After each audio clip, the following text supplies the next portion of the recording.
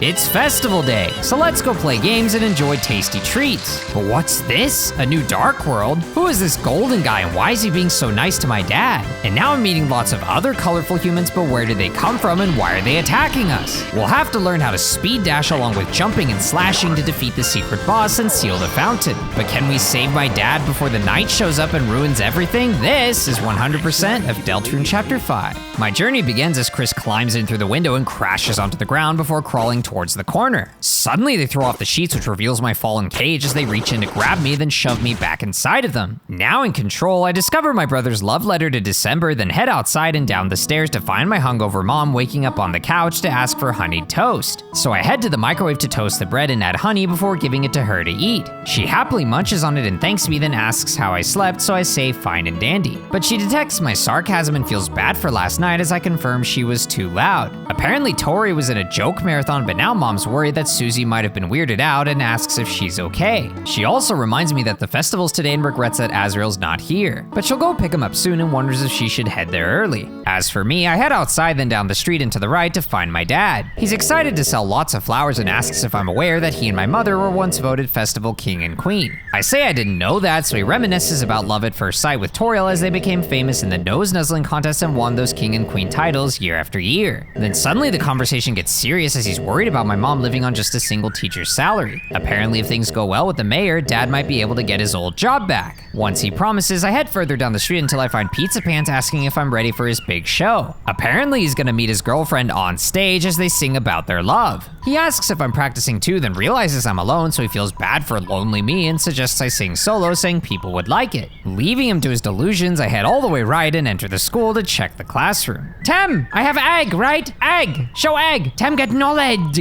Tem learn yesterday. Tem finally learn. Tem learn no class on weekend. Great, now where egg? Where egg? Tem, where my egg? Continuing through the school, I open the supply closet and enter the dark world. Now I'm blue as I head up to reunite with Ralsei, but then Lancer drives in and asks if I'm ready for the festival. Nice streamer, Lancer. Aha, thanks, it's my tongue. Wait, what? That is your tongue? Apparently Susie's having her big date today, so he invites me to help spiff her up. But first, I head to the right. What on earth am I looking at? Why are you shoving that in front of Swatch? Is that a makeup booth? I then talk to Swatch, who wants me to bring Susie to his bougie salon to make her look better. Though the Zapper attacks the salon, saying Susie's fine as she is. Then further right, I find Little Ball, who wants to show their strength as they soar away. Trashy's tired of being disrespected and also flies away as Super Saiyan Uber challenges me to the dojo before soaring away too. Starwalker doesn't know why they disappeared, so I head all the way back and into the dojo, but instead of the challengers, I find Lanino and El Nina, who ask me to bring Starwalker back safe. Then entering the church, I find a mouse praying for cheese, a task praying for mouse to get smashed, and the task manager praying for her cats to deal fire damage. I also ask the wafer to cleanse poison, but they say I have none, so I come back with 3 S poisons for the wafer to cleanse them into S potions, which each heal 200 HP. Then I ask the wafer to raise the dead as suddenly Fiery Gouet appear. To the right, Sweet and KK broke the organ, but if I play the keys, they'll sing the notes, even through a super wide variety of sound effects. Now I pass through the archway to find a trophy for being fast in Dark Sanctuary, along with a Cupton who says there are darlings at the top and challenges me to climb. The Werewire reveals that different climb times lead to different darlings, so I start my climb and try to quickly ascend, but I ultimately get washed down. Trying again, I charge my jumps well and make good progress at first, but I get washed to the lower level and ultimately reach the end at 33 seconds. Suddenly Rule's card appears since he was looking for evil darlings, so I try again. But even at 29 seconds, Rules appears again, mocking me for looking for darlings. Frustrated, I optimize my jumps to make it at 21 seconds, but Rules is still there, though now Ralsei is too, along with the original Starwalker. Dang it, no. I have to beat that last spray of water. Leave me alone! Go! No! Oh my gosh! Yes, I did it!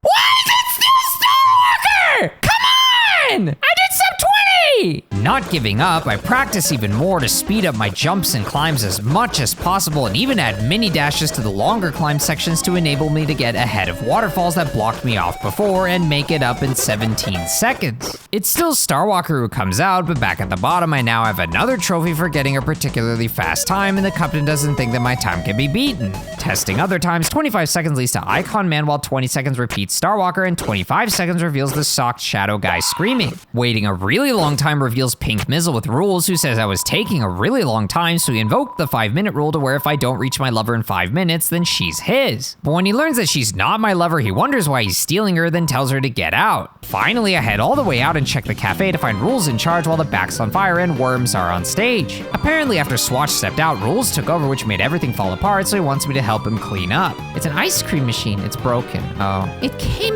like that. No, I think you broke it. Well, if the McDonald's ice cream machine is broken, you can always blame Rules' card. He probably snuck in and broke it. But of course, I leave, then find Malleus outside and check out his new crafts. First, I combine Ralsei's scarf mark with the princess ribbon to make the monarch ribbon, which boosts Ralsei's healing. Then I combine my tenant tie with the frayed bow tie to make the true tie for resistance against puppets and cats. Finally, I combine the gold widow with a dog dollar to make the dog widow for an extra point of defense, but 90% of battle money is lost. Then checking the bakery, I find Super Saiyan Newbert going further beyond while the Blocksters' bodies are fighting. Jigsaw Joe's got a fight for me, but I'll have to bring Susie, so I talk to Jackenstein, who's apparently baking pumpkin cake using his face. I ask to try some, but he says he's shy, so I instead say okay, then Jackenstein reveals he tried to make spin cake but got copyright claimed. Heading out, I check the TV building and enter the guitar room to find a new song door. A Pippins claims that if I full combo it, a special colored Pippins will pat me on the head, so I give the song a try but end up failing miserably. After a few more attempts, I managed to pull off a full combo but didn't get patted, so I head back to confront the Pippins, who says I'm weird for expecting that to work. After T-ranking the hard mode as well, I head out and visit Mike's door to knock lightly. Suddenly I see the trio inside as the green Pippin sips his drink and winces in pain. The Zapper points out that someone knocked, but the green Pippins knows it's not Tenna because the knock wasn't Glooby. The Zapper also reveals that the drink is battery acid, which upsets the green Pippins, but once the Zapper explains that he's green so he'd look cool with the green drink, the Pippins gives in and keeps painfully drinking.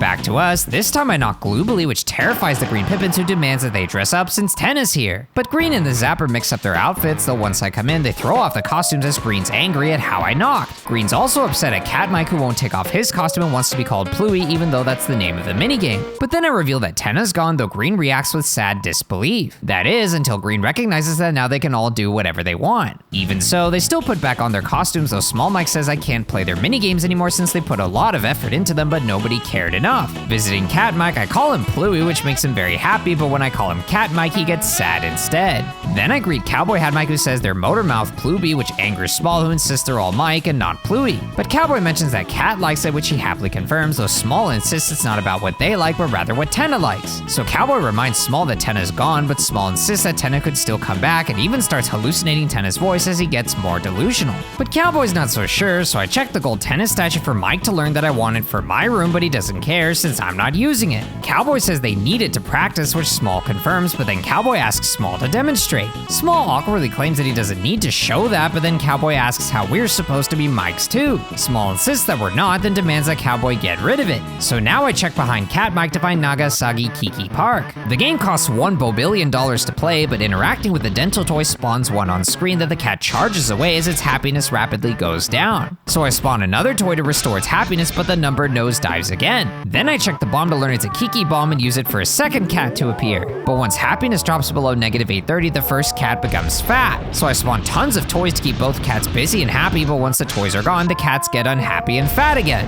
Finally, I leave and re-enter the room over and over again until I finally get the tiger bomb, which massively explodes and leaves behind coolant. Then I head all the way out into the left to overhear a Mizzle excited to meet a knight. The Rudin Ranger savors the attention and brags about their hard work, but then the Rudin calls them out on just starting at a higher level, plus they can only do a dumb knife throw attack. But that actually makes Mizzle like Red more, as Red gets upset at Green, saying it's not Red's fault, they're better, and that if Green's jealous, they can go get their palette swapped. But Green angrily says they don't need it, then runs off. So I follow over to the right to find Green, who wonders if Swatch can make them into a palette swap before insisting that they don't need it again and again.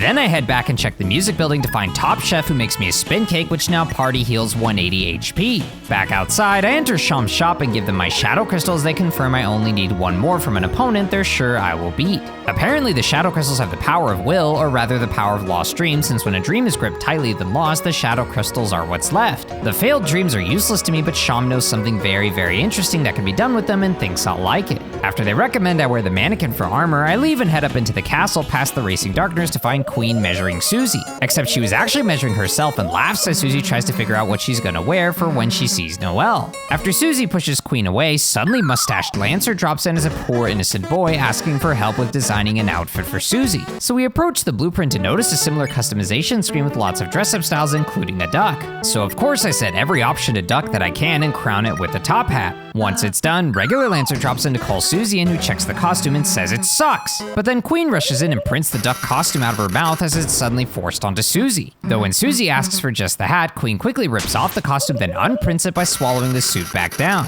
So Susie tries just the hat, which Ralsei says looks good, but then Lancer adds a badge of his face that's also apparently a cookie. Now that she's prepared, we head downstairs to find Golden Sun 4, hoping to be born soon before visiting Kane. I ask about his scar, then he reveals that back when he and the other cards were loved by the Lightners, one Lightner accidentally tore him, which led to him and all the other cards being abandoned in the supply closet. After he insists he'll have his revenge, I leave and head back up, then check upstairs before entering my room. Immediately I find a trophy for consistently eating moss, but the trophy's also made of moss, so I eat it too. The moss trophy's not yumsies! Then checking my bed, I find some Susie hair since she didn't want to sleep on her spiked bed. But when Ralsei offers to remove the spikes, Susie says no, so we head out and check her room. Opening the closet, we find the duck along with Queen, who's printing Susie every possible outfit, especially the duck. So we slam it shut, then leave and head upstairs to enter Queen's room, which is now a basketball court with Lancer as the ball. Learning that it's the Lancer Olympics, but I can't play, I head out and all the way to the left to check Ralsei's room. But it's somehow a burning mess as Ralsei asks what happened. Apparently Susie had it improved, so Ralsei asks to clean it as it now looks much better. Checking the cushion, Susie wants to pillow fight, so she attacks it, but it runs away. Thankfully Ralsei heals it back, so after he thanks me for the plushie, I check the music books to learn that he wants to perform more songs together before checking the tea to learn that he wants to try other drinks. Finally, I head out and all the way back outside to enter the bakery as Jigsaw Joe offers me a fight against the Trashy Trio. After we S and R act for 8% spare, the trio shows us their true power as Trashy comes forward, spilling deadly trash balls that I struggle to dodge. So I clean up to sweep trash for mercy as Ball bounces balls into my box that managed to hit me. Now I try move up, then heal Susie as Super Saiyan Newbert extends at me while detonating unswept trash for spreads of lasers. After I defend while Ralsei heals himself, Trashy rushes again to spill more trash, then he charges a giant laser to detonate that trash, swarming me with projectiles. Now I try layup, but I fail miserably at catching the balls, so I instead focus on cleaning up the trash while staying healed, plus SNR acting until we reach 99% mercy. Suddenly the Mike trio interrupts since this is about the most popular trio as they all get in a fight. But Ball just slowly slides away as Trash appears saying the battle's over while he walks away too. Once the smoke clears, Green Pippins is heard and Newbert is gone, but now Lanino and El Nina show up for the trio's competition, ready to fight. Though suddenly Rules card slides in wanting to help, so Green decides to stop as everyone agrees. Once they're all gone, Rules calls this a tie then leaves as well, winning us the fight. Apparently Newbert cut his hair for a new life chapter, so we leave and visit Swatch, who wants to add makeup to Susie.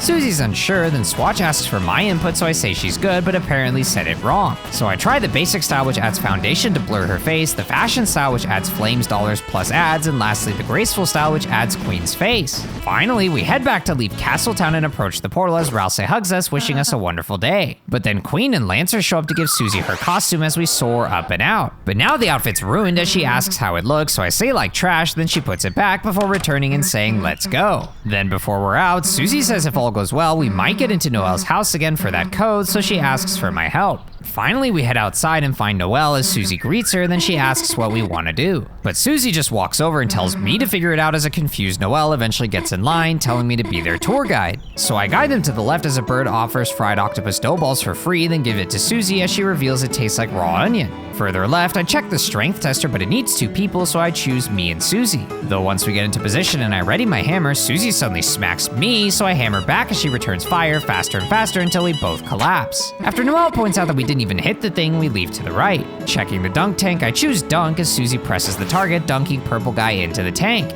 Leaving him, we check the lower path to find Noelle's dad setting up lights and coughing. Noelle's glad he's better for the festival as he insists he'd never miss it. She tells him she brought Susie over yesterday, but apparently he already knows and talked to his wife about it. It didn't work well, though it won't matter since Carol is busy investigating south of town. She'll be back to crown the festival king and queen, and as lookout, he'll let us know when she shows. Heading south, the path is blocked, so I enter the spooky church and visit Vampire Alvin, who reveals that when he came in the morning, the church was a mess. But he also got a note from his father telling him to follow his dreams, so now he wants to write his own sermon. Then checking the coffin, a Vegetoid mummy scares Susie as Noelle laughs and wasn't afraid since she memorized all these scares. Now I head over to Caddy, who's upset that I let Noelle go with Susie, wondering if it's my revenge for her abandoning me during a summoning. She insists that Susie's a dark force, but I leave to check the bowl of eyeballs as we put our hands in, then Susie's find Noelle's. After we drink haunted blood, I check the corner, suddenly Alphys jump scares, terrifying Noelle. As a new scare, Alphys caught Noelle off guard, who's now jittering with adrenaline. After reading that no hand-holding is allowed, I visit shocked Caddy, who asks what Noelle was doing and why she wasn't with her in Jockington. Apparently, Caddy saw the handhold as Noelle broke the rules, so she banishes Noelle from the dark zone. But when Noelle gets sad, Susie confronts Caddy and defiantly holds Noelle's hand again as Caddy demands her haunted mix CD back before running off. This saddens Noelle since Caddy's still her friend and she hopes we can all still hang out. Heading outside, I check the pumpkins as Susie reveals that she stole a Jackenstein this morning. Then I walk back up the street and check further up to find QC selling mega cinnamon bunnies for $13. I choose buy, then Susie complains about the price, but Noelle covers the cost as Susie mentions QC tosses the leftovers later.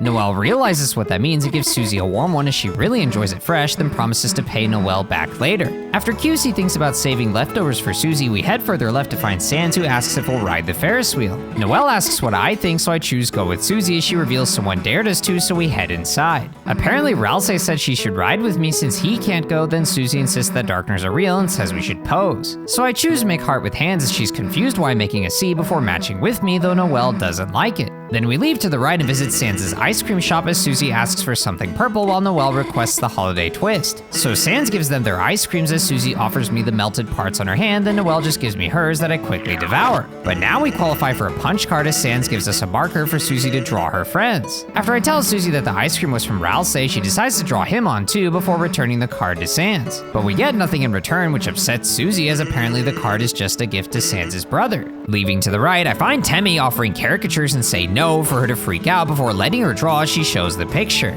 Even further right, I find a singular teacup ride, then Susie complains about it to Sans as he says he's working on it. So we leave and come back for there to be 2 teacups stacked as Susie seems satisfied and tells Sans to carry on. But when we leave and return again, now there's 3 teacups stacked as Susie angrily confronts Sans since nobody asked for 3. So Sans apologizes saying he'll fix it, then we leave and return to find it back at 2 cups. Finally, we head back and up the street to talk to Cat Dad about voting for Festival King and Queen. So we check the counter as Susie's not interested until Noelle reveals the winners get crowned, so Susie wants us to vote her as king. But first, I head left past the gate and follow the path to find Pizza Pants panicking on stage as he waits for his girlfriend. Caddy finds it pathetic but also cute, wondering if she should save him. Blue Ears regrets pretending to be his girlfriend since it didn't make him happy and now wonders if he should tell the truth. Bratty didn't realize how serious he was taking this and finds it very cringe, saying someone should stop it. So I tell Blue Ears he should go, then he walks up to the stage, which confuses Pizza Pants. Blue explains that Pizzarina was busy but gave him the music, so Pizza Pants gets excited as they perform together. But after the crowd applauds and the stage closes, Pants asks about Pizzarina as Blue reveals there is no Pizzarina since the texts were initially from Bratty, then from him. Now he realizes that's wrong and apologizes as Pants slowly processes that there is no Pizzarina since it was Blue. So now Pants wants to be honest as he suddenly explodes about manipulating his emotions, asking if it's funny. But Blue insists he did it, thinking it would make him happy as Pants calms down, saying he's done and quits his job as well as girlfriends and even pizza. After crashing out about the cookies, he runs off as we come out from the trees and Susie wonders if he's okay. So I check Blue, but he doesn't respond. Then I talk to Bratty, who nervously blames Pizza Pants for this before asking me to tell Blue that he's too good for pizza and that this isn't her fault. But when I talk to Blue, he says that Bratty isn't his friend, which shocks Bratty before she realizes that it makes sense. Finally, I head back out and return to the voting counter to choose Birdly as king and Noelle as queen, which shocks Noelle. But as she asks me why, suddenly Birdly rushes in, who's also surprised. He does expect to be voted as king, but is shocked I voted Noelle as queen since I should have asked. Just as Noelle hopes he understands, he reveals that I was mean to his other suitors since everyone should have a chance to be his queen. Then he even shames Noelle for getting me to cheat her in, which angers her as he sprints off while she's still upset. But when I leave and come back, now Jockington's here saying this event is the trigger as he grows a beard. So I head to the right to find Birdly again, who approaches Noelle for a pity date. But Noelle politely declines, so Birdly offers to Susie instead, who rejects him too. Then he moves to me, but thankfully Susie says she needs me. Finally, Birdly just gives Noelle his project partner's blessing and offers to be a wingman as Noelle awkwardly thanks him. Now I check the door to hear a voice angry about someone showing something of his to everyone, and apparently it's female. After they consider coming out and doing something, I overhear a glamorous voice enjoying the festival and videotaping it for Tenna. Then I check my dad's truck to find an action figure that he got as a gift, saying she's like the store mascot. After Asgore offers us flowers for free, we head to the right as I sleep on the table and Susie says today was the best day ever. But then Noelle gets a call from her mom and hesitates to answer as Susie grabs her phone and tosses it. Now they can hang out longer, but they're worried about the phone, so they go check on it. Thankfully it's fine, so the two sit and watch the sunset. But then Susie walks over to test the water before picking up Noelle to take her there too. Though when she gets hungry, the duo heads back as Noelle gets called again. This time she answers saying she can't come right now and hangs up. Then Susie leaves to get ice cream as Noelle gets called again to learn that her dad fell down. So she apologizes and says she's coming before heading out, then Susie returns with ice cream and demands that I wake up. Lifting my head reveals marks on my face as Susie laughs about me looking like a pineapple. She asks where Noelle is, so I explain that Noelle had to go somewhere, then she eats both ice creams for an immediate brain freeze. Finally we head out, then Susie enters the flower shop when suddenly I can barely move. Now Chris drops to the ground then reaches inside to rip me out before approaching the trash can and shoving me inside. Pulling out a knife, they approach the door as Susie rushes out with flowers, so Chris sneaks up the side. Suddenly, Susie notices a flash inside as it turns very dark, so she checks the door to find that there's a dark world. She asks for Chris as they show up from the side, then points out that my dad's in there, so she runs in. Finally, Chris returns to the trash to reach in and grab me as they approach the darkness and shove me back in before falling down. Transforming to my dark form and landing on some grass, I guide Susie to the right as we look up to notice my dad. He's happy to see someone again as suddenly I watch a city scene with a walking man who turns to show he's yellow. He greets us then pats my head before revealing himself as Flowery. He claims to be Asgore's college roommate and best friend before rushing Susie's hand to make a flower grow out of it. But then Asgore comes in to greet him and asks who he was talking to as Flowery dodges the question before pushing Asgore away. Suddenly we break out of our plans as Susie gets angry at Flowery before processing that my dad is here, so we gotta get him out. Leaving to the right, I pass by a bunch of useless wardrobes to eventually open one that spits Ralsei out. Apparently Flowery stuck him in there since he didn't want Asgore to see him. So we head further down past some lamps as Flowery shows up and Ralsei angrily approaches him. But when Susie asks why he shoved Ralsei in the wardrobe, Flowery says it was to put a hat on as Ralsei's old hat drops onto him, making his fur dark again. Flowery thinks Asgore will freak out if he sees us like that and insists Ralsei's better this way before rushing off. Ralsei just sadly accepts it, then insists we search for the fountain before the night comes and takes Asgore. Once the fun gang poses, we leave to the right as the familiar field of hopes and dreams gets transformed by petals into the pink garden. Then we cross a bridge as a new flower darkener pops out and starts a fight. Unfortunately, after the Floridans swarm me with spines, one final hit makes my heart fade. Suddenly we're asleep in beds while Ralsei has his plushie as he and Susie wake up. He wonders where we are, then the three of us jump out of bed and regroup to find Flowery, who notices we're finally awake. Apparently he found us unconscious on the beach and gently carried us here. He won't always be there to take care of us, so he wants us to stay out of trouble and to leave the battle to the real heroes like him. As he steps away, he says not to worry since he's a gentleman and only did CPRs on our cheek. Then he rushes away as frustrated Ralsei explains that wouldn't do anything before saying let's go. So I head up and out, then cross the bridge to challenge the Floridan again. After Susie sniffs of Ralsei waters, the Floridan attack with charging spines and radiating flower crowns. Then I try Susie's flirt, but she decides to save it, so I do a flower impression to Mercy of Floridan while Ralsei combs the other. Apparently they're after my dad and swarm me with spines, so I have Ralsei tell them we don't want to fight and that we can be friends. Floridan agrees and is about to attack their friends, so Ralsei quickly stops them, which confuses them as they all become tired. So now I try Susie's scythe mare to swirl them to sleep with sides, which recruits them. After freeing a Floridan on break and another who was defeated by Flowery, I cross another bridge to open a chest with a red ribbon. That reminds Ralsei about when we found our first ribbon, which makes him want to wear one again. But then Susie considers wearing it since it seems fun, which Ralsei appreciates as Susie can now equip ribbons. So I put it on Susie, who seems uncomfortable as Ralsei calls her cute, then she changes her mind and wears it on her arm instead. Checking the lower path, a sign reads that fishing is for pals only as I see Asgore fishing with Flowery. Flowery's happy to join him all day, but then Asgore talks about me as suddenly Flowery gets a catch and yoinks up a pie. He offers it to Asgore, who awkwardly thanks him, then I leave and check the path on the right. After pushing the box onto the switch, I head up and check a sign to learn that the theater's sold out. Suddenly I see Flowery offering to show Asgore a cowboy show as the curtain slides across and a cowboy slowly rises up. Asgore applauds and wishes he could have shown me since we used to play together. Then to the right, a Floridan explains that the path is blocked, but they know how to open it if I find them a mushroom. Once they change it to 2 mushrooms, I check south to find mushrooms and take a bite to spawn one on my head. So I bite again and again to cap out at 6 head shrooms before heading back, but a low branch knocks my shrooms over. Immediately, small foxes reveal themselves and rush the shrooms to eat them before returning to their spots and disguises. So I get more shrooms and bait the chest fox out to catch it before before looting the chest for a Netski hat. It had 6 defense, so I put it on Ralsei, then get more mushrooms to bait the block fox and place it on the switch. Suddenly the Floridin is a cackling fox as the way ahead opens, so I head up. Here, scissors cut back and forth along a path, so I carefully walk past them and head up past an unreachable chest to find a locked door. Apparently I have to defeat the enemies the way a flower would, so I challenge a Floridin and try showing it love by flirting. But Susie asks if flirting is needed, as Ralsei says not really, before asking how I'd treat someone I like. Since I'm speechless, the act changes to Susie's idea, so I give it a try. But she doesn't know what to do except that the other party has to like us first. Since the Floridin's confused, I try Ralsei's idea as he explains that love is like a flower that may struggle with seasons but can blossom with the power of belief. But they just ask for a hot gamer girlfriend as Ralsei says no, so they leave. Unfortunately, the door's still locked, then Flowery drops in and squashes Ralsei as Susie demands an explanation. But Flowery just ignores her and decides to solve the battle by joining our party. Somehow he has 999 health and 99 in combat stats but won't let me take his gear. He's also a level 99 roommate with expensive spells, so I check on Ralsei as Susie asks if he's okay, but Flowery just magically grows a flower on him saying he's good now. Then Susie asks Ralsei directly as he responds in anger, but Flowery just grows a flower on that anger. So we challenge 2 Floridin, then Flowery jumps in and picks them up to have them kiss for an immediate spare. Susie's impressed as Flowery brags about his stats, but then Ralsei springs up and angrily says Flowery can't just give himself max stats. Flowery reveals Ralsei would be the expert as Susie asks what's going on, then Ralsei gets nervous. But Flowery just postpones the conversation and leaves my party to join others with my dad as he walks off. Then Ralsei gets upset about him while Susie confirms he's a jerk, but she's also impressed at how he beat those guys. This shocks Ralsei, but Susie explains that Flowery could be useful, which upsets Ralsei, though he just says let's go. When I open the nearby chest, Flowery pops in saying it has infinite money and that we can take as much as we like.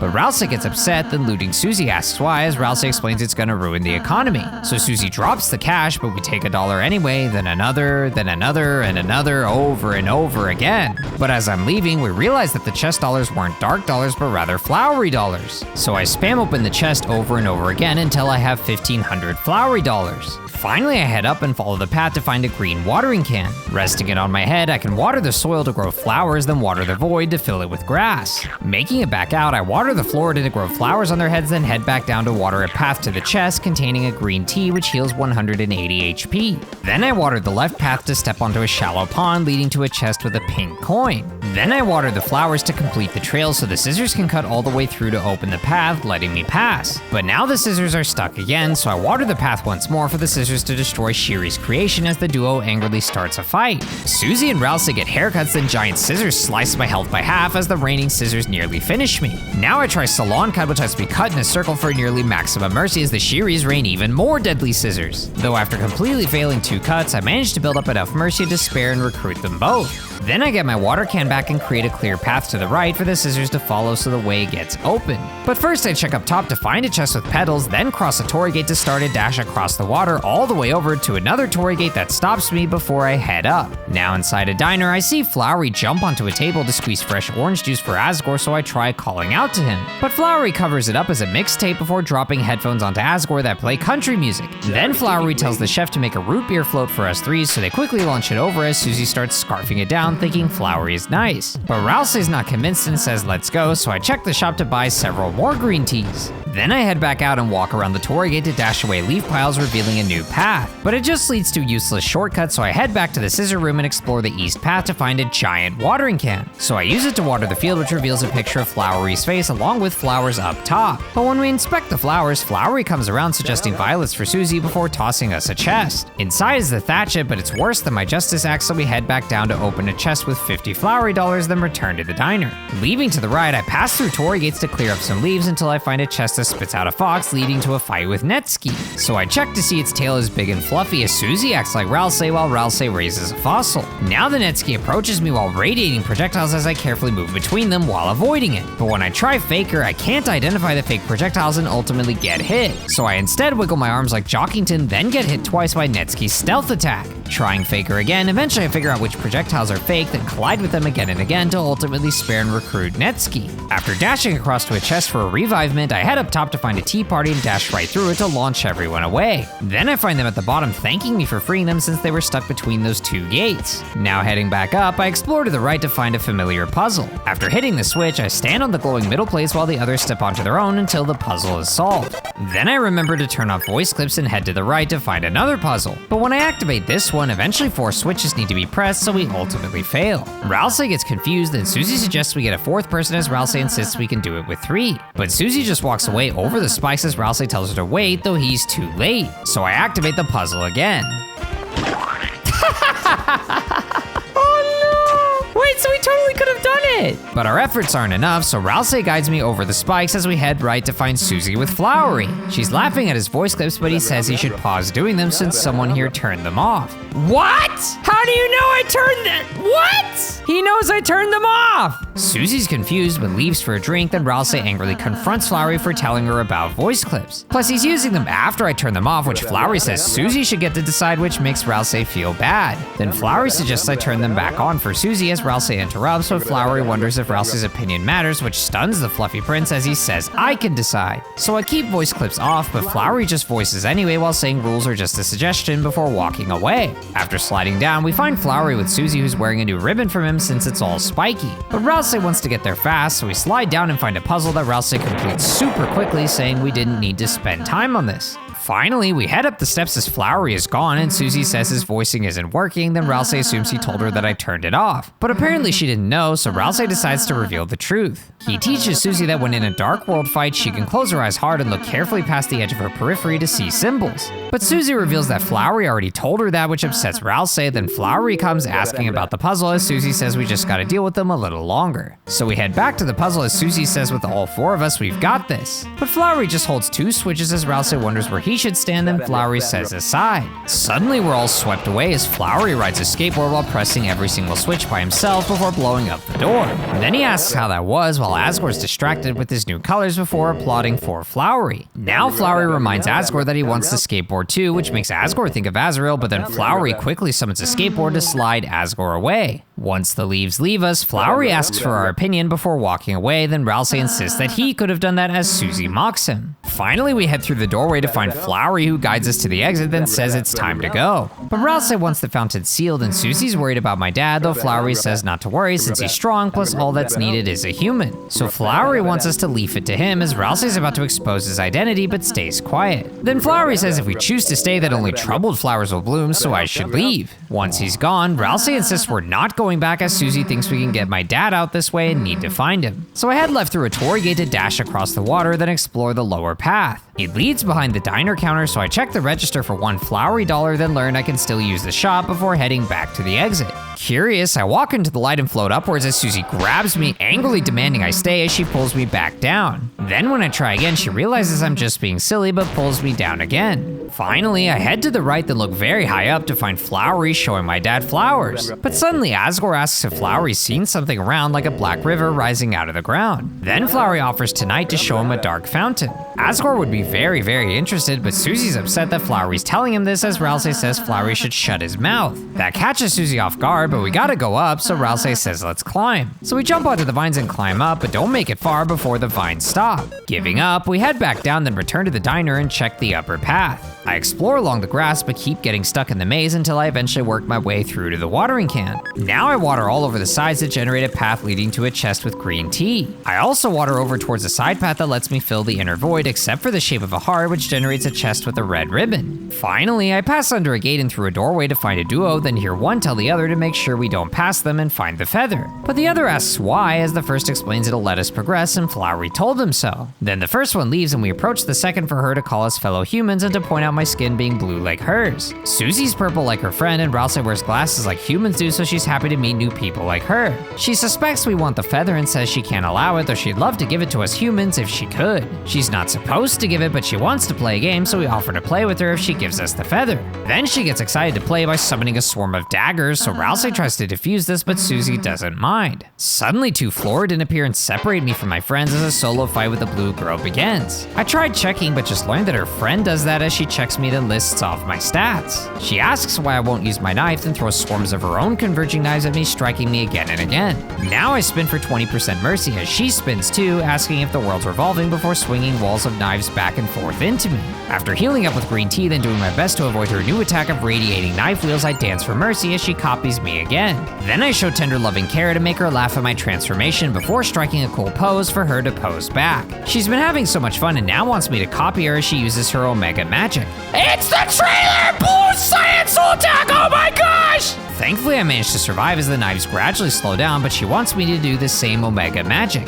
Then she's surprised when I tell her I can't, which she finds boring, so she ends the fight. Apparently she had fun losing, but now Susie says we should get a prize, so the girl gets excited about giving her first gift, then bounces out of our way. So we pass through the doorway, then slide down all the way along a giant stalk to reach the bottom. Afterwards, I check the right to find a staircase leading up to the petal feather, which takes off Ralsei's darkening hat while changing our perspective to 2D. Now I can swing my sword and jump pretty high from platform to platform. So I head far left and jump / floating bells for 15 flowery dollars. I then return to the stalk and jump up the leaves, but I'm too short to reach the bells. So I act to have Susie bellbuster the cluster for 20 flowery dollars. Then I jump right to land on the roof before jumping right again to find a pink bell that I break for a pink coin. Further right, I drop down to a candy tree that I have Susie fruit buster to spray its juice into her mouth. After 2 more busters, the tree falls over so we can climb up. Then I tell Susie to buster the vines, but she tells me to cut them myself. Trying again doesn't help, so I slice my way through and drop down to the right to find that blue girl. Ralsei thanks her for the feather, which makes her happy, so now she wants to give us a new bullet pattern to play with. Immediately it shoots a spread of knives, so I dodge between them, then have Susie buster the enemy to make it reform top left. After another buster and several slashes, the pattern is defeated, rewarding me with 20 flowery dollars. So I head further right to find a strange statue that I slash to revert us to 3D mode.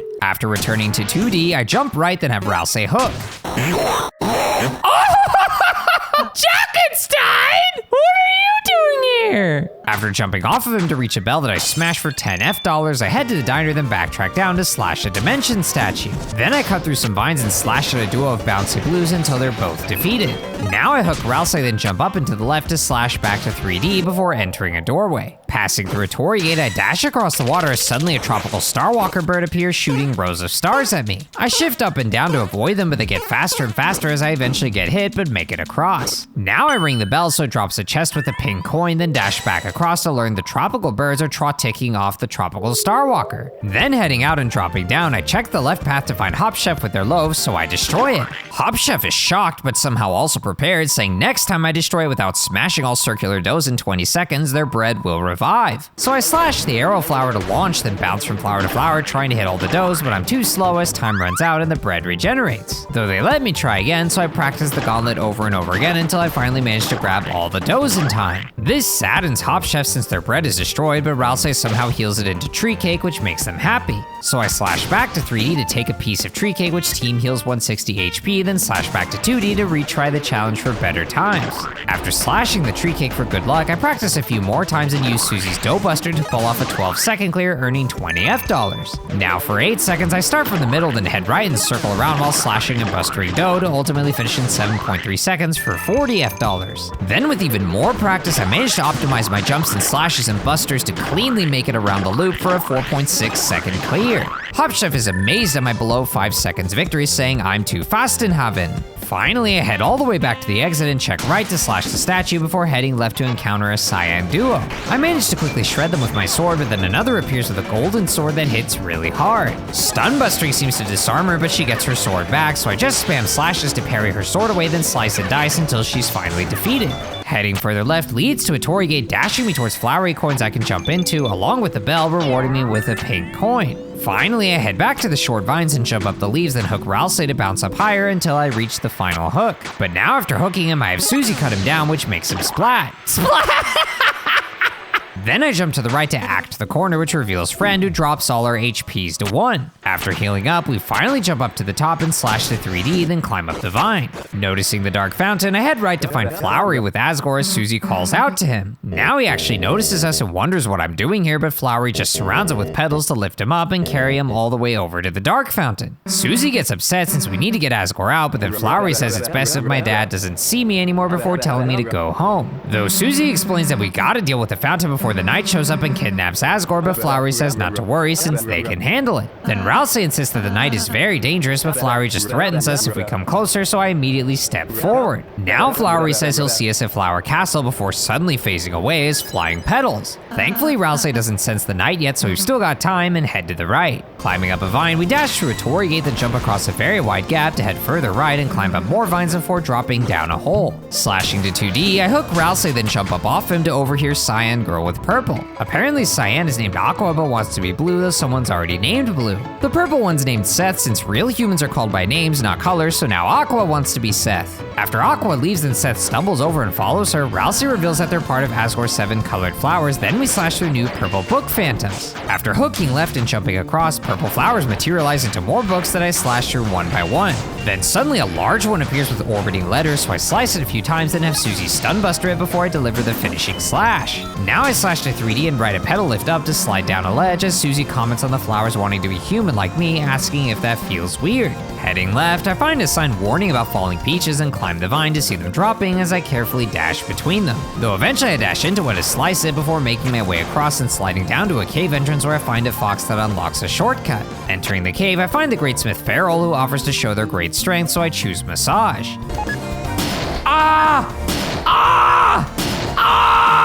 So, who got healed from that? Nobody! Then I give $50 to watch Farrell crush the coins and send them flying before they realize that didn't help and blame their pollen allergies. Finally, I head out and climb the vine, then dash to the right and climb further along to eventually drop to a pink coin. But now I'm stuck while waiting for the water as the enemy below realizes I have to fight him. But once I'm washed down, I end up behind him and just walk past him, which makes him mad. Eventually, I just walk into him, which starts the fight as I check a sheet to learn it's a scarecrow with super speed that can't move. After Susie beats the ground and Ralsei poses for mercy, the sheet projects squares at me that radiate sides, which Ralsei takes 2 hits from. So I act like a scared crow while Susie pretends to scare crows, then Ralsei spares the first sheet. Now the other prepares its rising somersault, but it's just stuck at the top as I approach for free TP.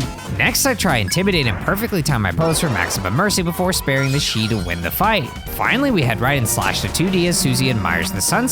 After hooking Ralsei, I jump across off the tops of big flowers to juggle a leaf darkener until we ultimately fight. I check the leafling to learn that it's irresponsible as Susie slacks off and Ralsei counts petals. Suddenly one radiates leaves at me while the other fires a steady stream as the wind guides them into me again and again. So I try pin down to have Susie remind one of its responsibilities, which makes it responsible with the work hat and suitcase. It has to take a call, so I spare it then mash Z to blow away the other for 70% mercy. Now I try turbo spin, which makes Susie get dizzy but maxes out the leafling's mercy so I can spare and recruit it.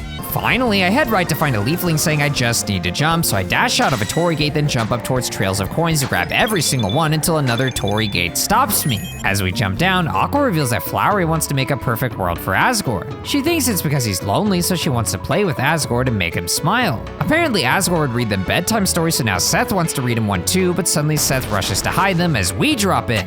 Ralsei tries to reassure them, but Seth is worried we'll follow them to the castle as Aqua naively invites us to the castle to play, saying we can follow them. But Seth stops her, then says it's time for their team pattern as Seth summons giant glasses. Immediately I stunbuster it, then have Ralsei hang to lower it so I can strike the lens again and again to crack it. Now Aqua adds her knives as the glasses duplicate them towards me, but I manage to avoid them until the glasses are vulnerable again, so I stunbuster once more. After Ralsei hangs again, I stand on his back while shredding the glasses as Aqua wants to try, then jumps on Seth's back. Suddenly Seth loses control as the glasses explode and are destroyed, with Aqua winning the fight. Now Seth says to retreat, but they fall and drop their books, so Ralsei helps them up. They think at first, then remember it's us before awkwardly running off. So I head right and slash to 3D as Susie realizes they just want my dad to be happy, so maybe they're not so bad. Checking left reveals birds that cutely burrow underground, so I head upstairs and enter the shop to find a mystery key that I can't afford. After buying 4 Netski hats, I ask the shopkeeper about this place, but she just talks about the beautiful sunset. She appreciates Asgore now and wants to help, but she also feels lonely and wants to make lots of friends. Finally, I head out and replace Susie's red ribbon with a Netski hat, then head right to find Aqua carrying Seth. So I follow them but walk into a bird, starting a fight. Caw wants to play, so Susie calls like a bird while Ralsei pats it on the head as they blend their tongues and launch slobber blasts at me along with falling swaying feathers. Now I put my arms into a hoop as the Caw slides in for petting. he goes into the hoop. Pat, duck, caw, it's cute. I then spare it and try shoo or call on the other before repeatedly calling it over for 100% mercy. But it also licks all of our faces, making its saliva slow my soul as I struggle to dodge its next attack. Once it's spared and recruited, I challenge 2 more and try shooing this time. Oh no,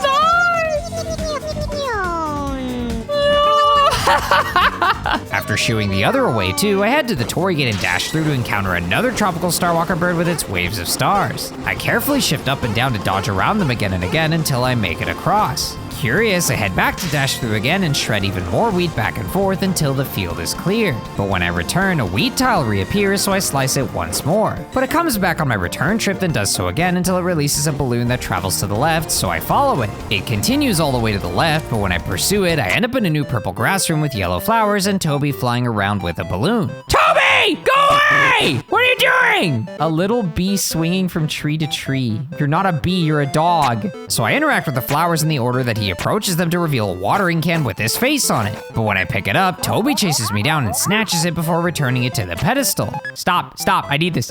Toby, Toby, Toby, Toby, stop,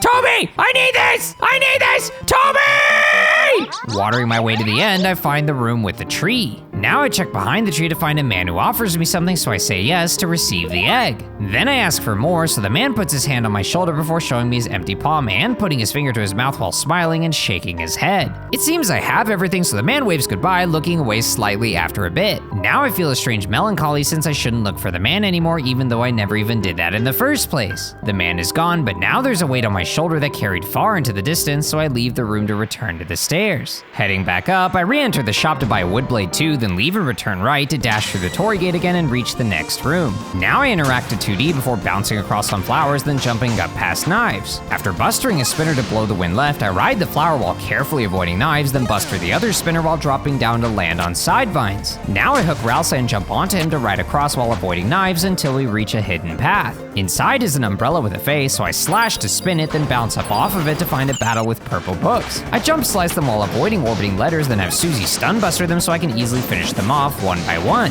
Then a book with 2 letter orbits appears, but a couple slashes and stuns are enough to easily finish it off.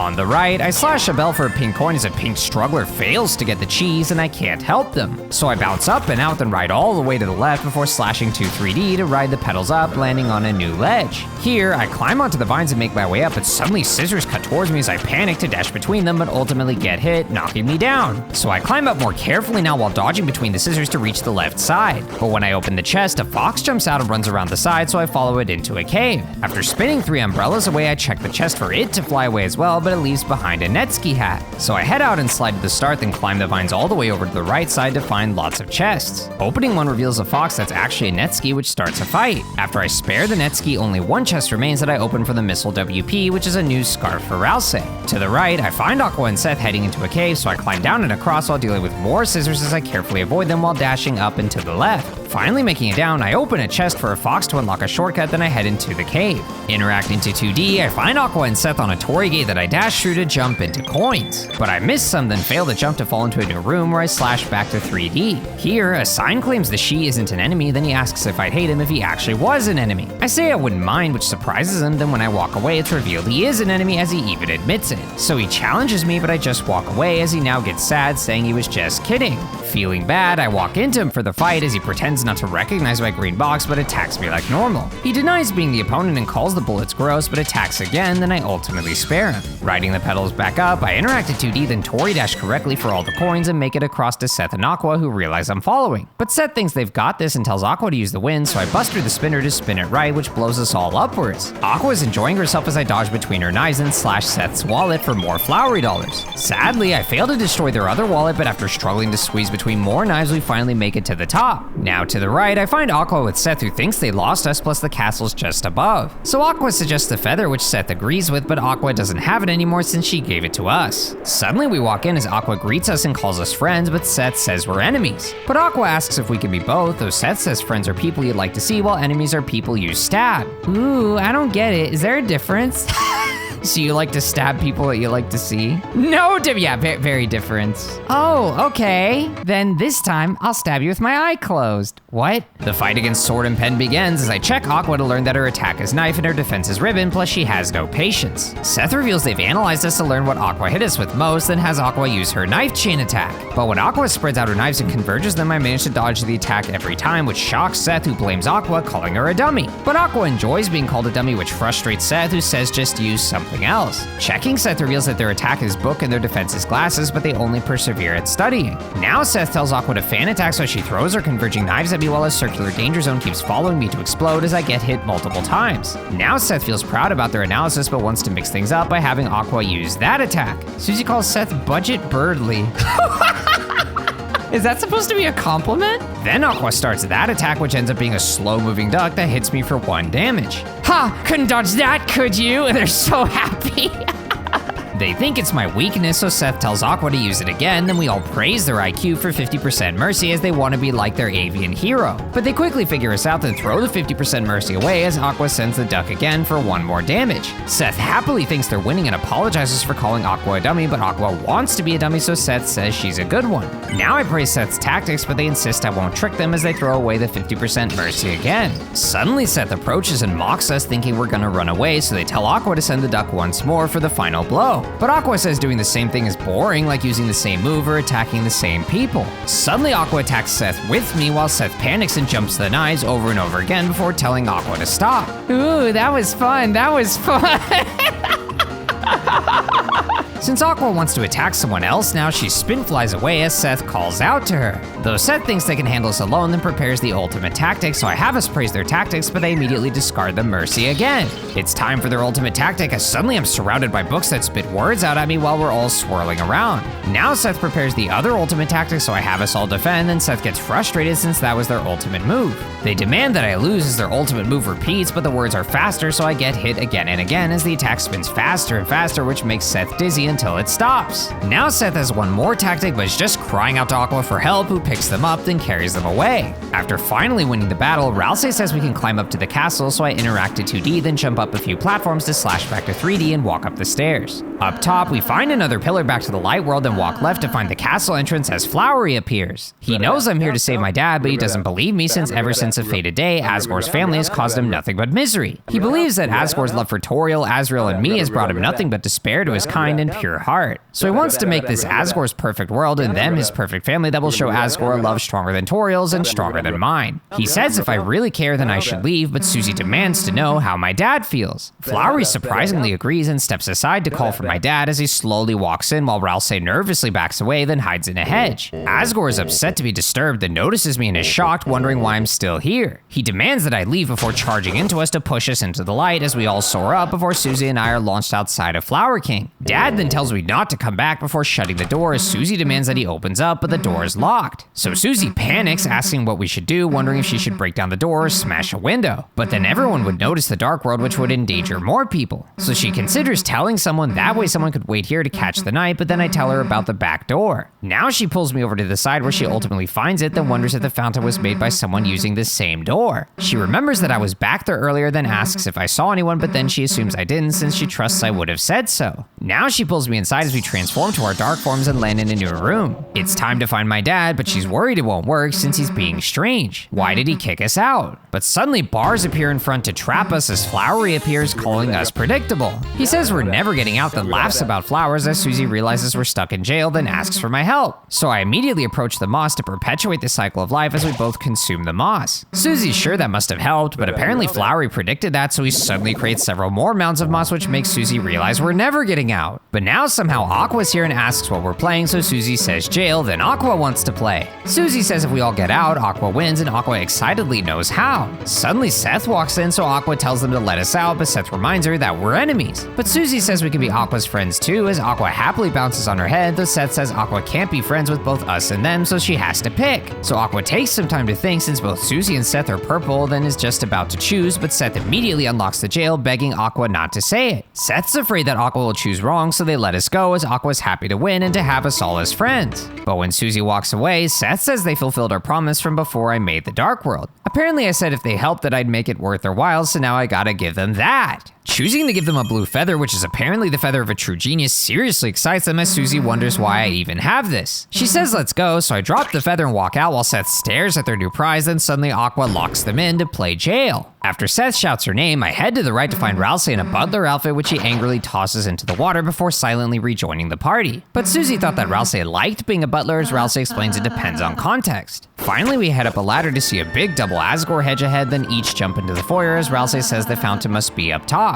He also points out that the hedge is in our way, suggesting that we reach the scissors on each side to get rid of it. Now I head right into the cafe and can apparently take a break with Aqua. But first, I visit the soda machine to talk to it as Rousey insists nothing should happen, then Flowery says Rousey doesn't believe in himself. Rousey is caught off guard, but apparently this is just Flowery's voice recording since Flowery predicted what Rousey was gonna say. Then Flowery acts like Rousey complimented his style, which enrages Rousey. After realizing all my recruits from this chapter go here, I visit the table for Aqua and Chris tea time, paying 20 Flowery dollars for a break.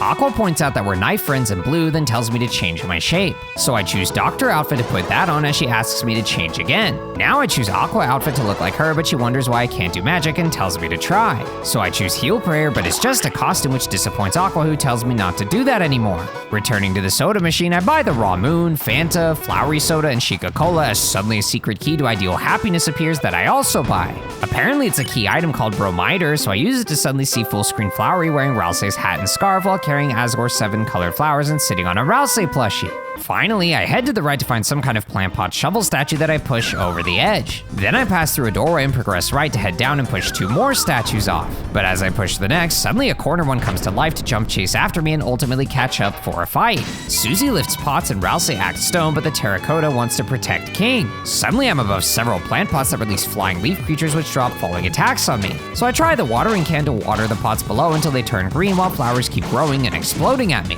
After watering more and more again and again, I finish the last pot to make the enemy bloom, which instantly recruits them.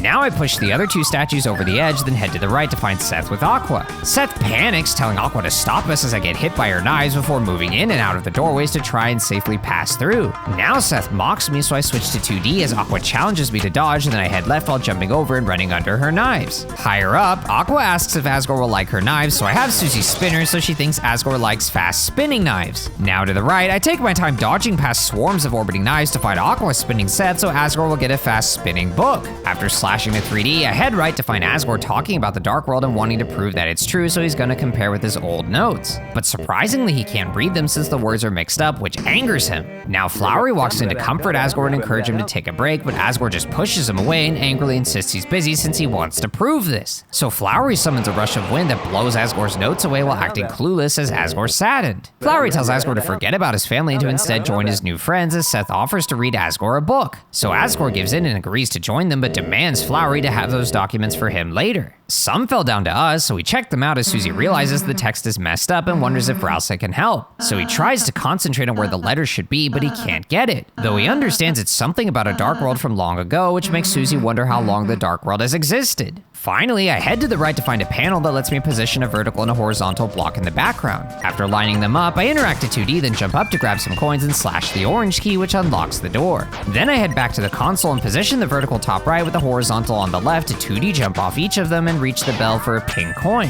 Now I slash down a sign and switch to 3D to read it's for Rowley's room, but Rousey politely declines, so Susie gets it for my room. What? I don't want it! Susie! Don't you dare! Put that back! I don't want Flowery in my room! Finally entering the orange door, I interact to 2D and jump to the left to suddenly hear a voice. Susie asks about it as Rousey wonders if it came from up ahead, but suddenly a shadow puppet appears on a wall claiming it's orange and apparently this world's strongest and bestest human. It brags about how awesome it is before putting us down as failed humans and even wrinkled berries. But after it mockingly says Rousey needs a hat, Rousey seemingly heard none of that, which angers Orange, who surrounds us with orange fists. So I quickly slash them all to destroy them, defeating Orange's attack while Rousey mocks how easy it was. Now Orange is furious as they blame us and fade away, so I head to the left. Here, I deflect orbiting fists as Orange says I'm not supposed to, then jump up to deflect more as Orange whines, saying I'm cheating. Making it to the top, I deflect fists to pop the lanterns till they're all destroyed, then Orange furiously threatens to tell Flowery that I'm deflecting. Halfway down, I stun a fist, then jump around it to launch it into a paper wall, letting me pass through. Here, I deflect a fist into the pink lantern for a pink coin, then destroy the other lanterns as well to make a small train appear. Ah, chibis wanna ride the choo-choo. I'm not a chibi! though Susie says this rules, which upsets Orange. Ralsei has fun with choo-choo puns as Orange gets confused, and even Susie joins in as Orange asks the Floridan what's going on, but they think it's probably about flowers. Though Susie and Ralsei keep making choo-choo jokes as Orange calls us weird before angrily going away. After Ralsei asks if someone said something and Susie seems confused, we head out into the left to slash to 3D before checking west. Here, Orange says they'd be stronger if they weren't hungry, but to the left, Asgore's walking out since he's busy and only listened to a few pages from Seth. But then Seth notices us and wonders what we're doing here, expecting Orange to have stopped us. Apparently Orange has been hiding in the walls since we're gonna make fun of them, but there's another flower with unbelievable powers as Seth runs out. Suddenly the doors open as the chef walks in to wave at us. Ralsei asks for their name, so they hold a sign revealing their name is Green. We politely greet them, then Susie asks if Green's with Flowery, which they confirm as Susie expects something bad. Suddenly Green vibrates ominously before pulling out a frying pan with which they launch a table and plate and cheese. Immediately we rush towards it as Susie and Ralsei gobble down the cheese, enjoying it very much.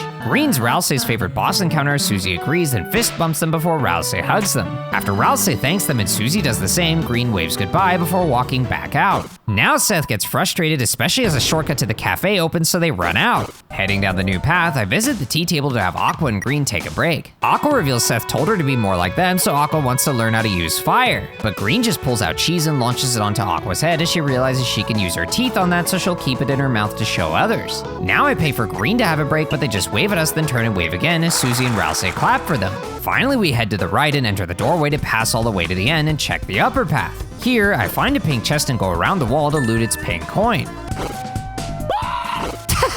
Like the shadow guy, you're trying to put the sock on.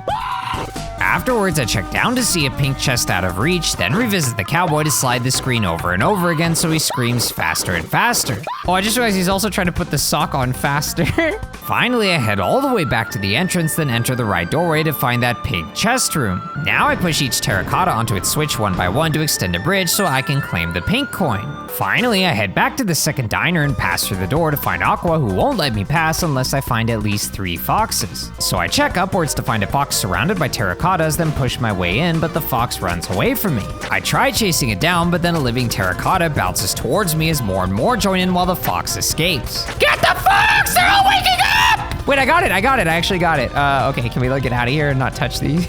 Somehow I avoid the chasers and reach the top doorway to see foxes behind a screen, but pressing the switch reveals that only one is a fox while the others are rocks. So I walk in to grab a fox, but it ends up being a glass of water that I place on the ground. Seth! What are you doing here? This is embarrassing for both of us, you know. I'm gonna throw you in that hole, or at least carry me in a more reverent fashion. Oh, really? How about you get off?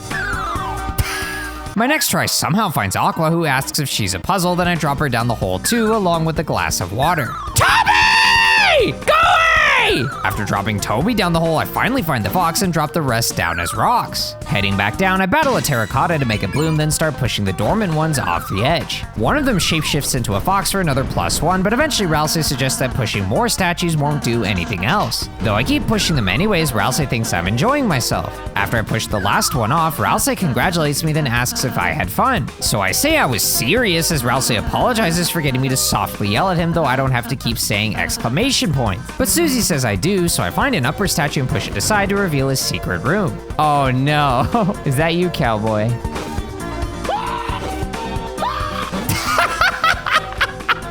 Perfection, I love it. Now I head back and all the way out to check the right side where I dodge past several paw attacks swaying up and down until I reach a chest with 10 flowery dollars. But on my way back, I realize that one of the paws is actually a fox and grab it for another +1. Finally, I head back to Aqua, who says I found the foxes as all 5 jump onto her head. But she's actually a Netsuki who laughs at me missing them before starting a fight. So I use the faker act as suddenly Aqua jumps in and asks what we're playing, then Netsuki copies her, asking the same. Aqua jumps on, enjoying the copy game as the fake warns about the originals. Oh geez, oh, stop!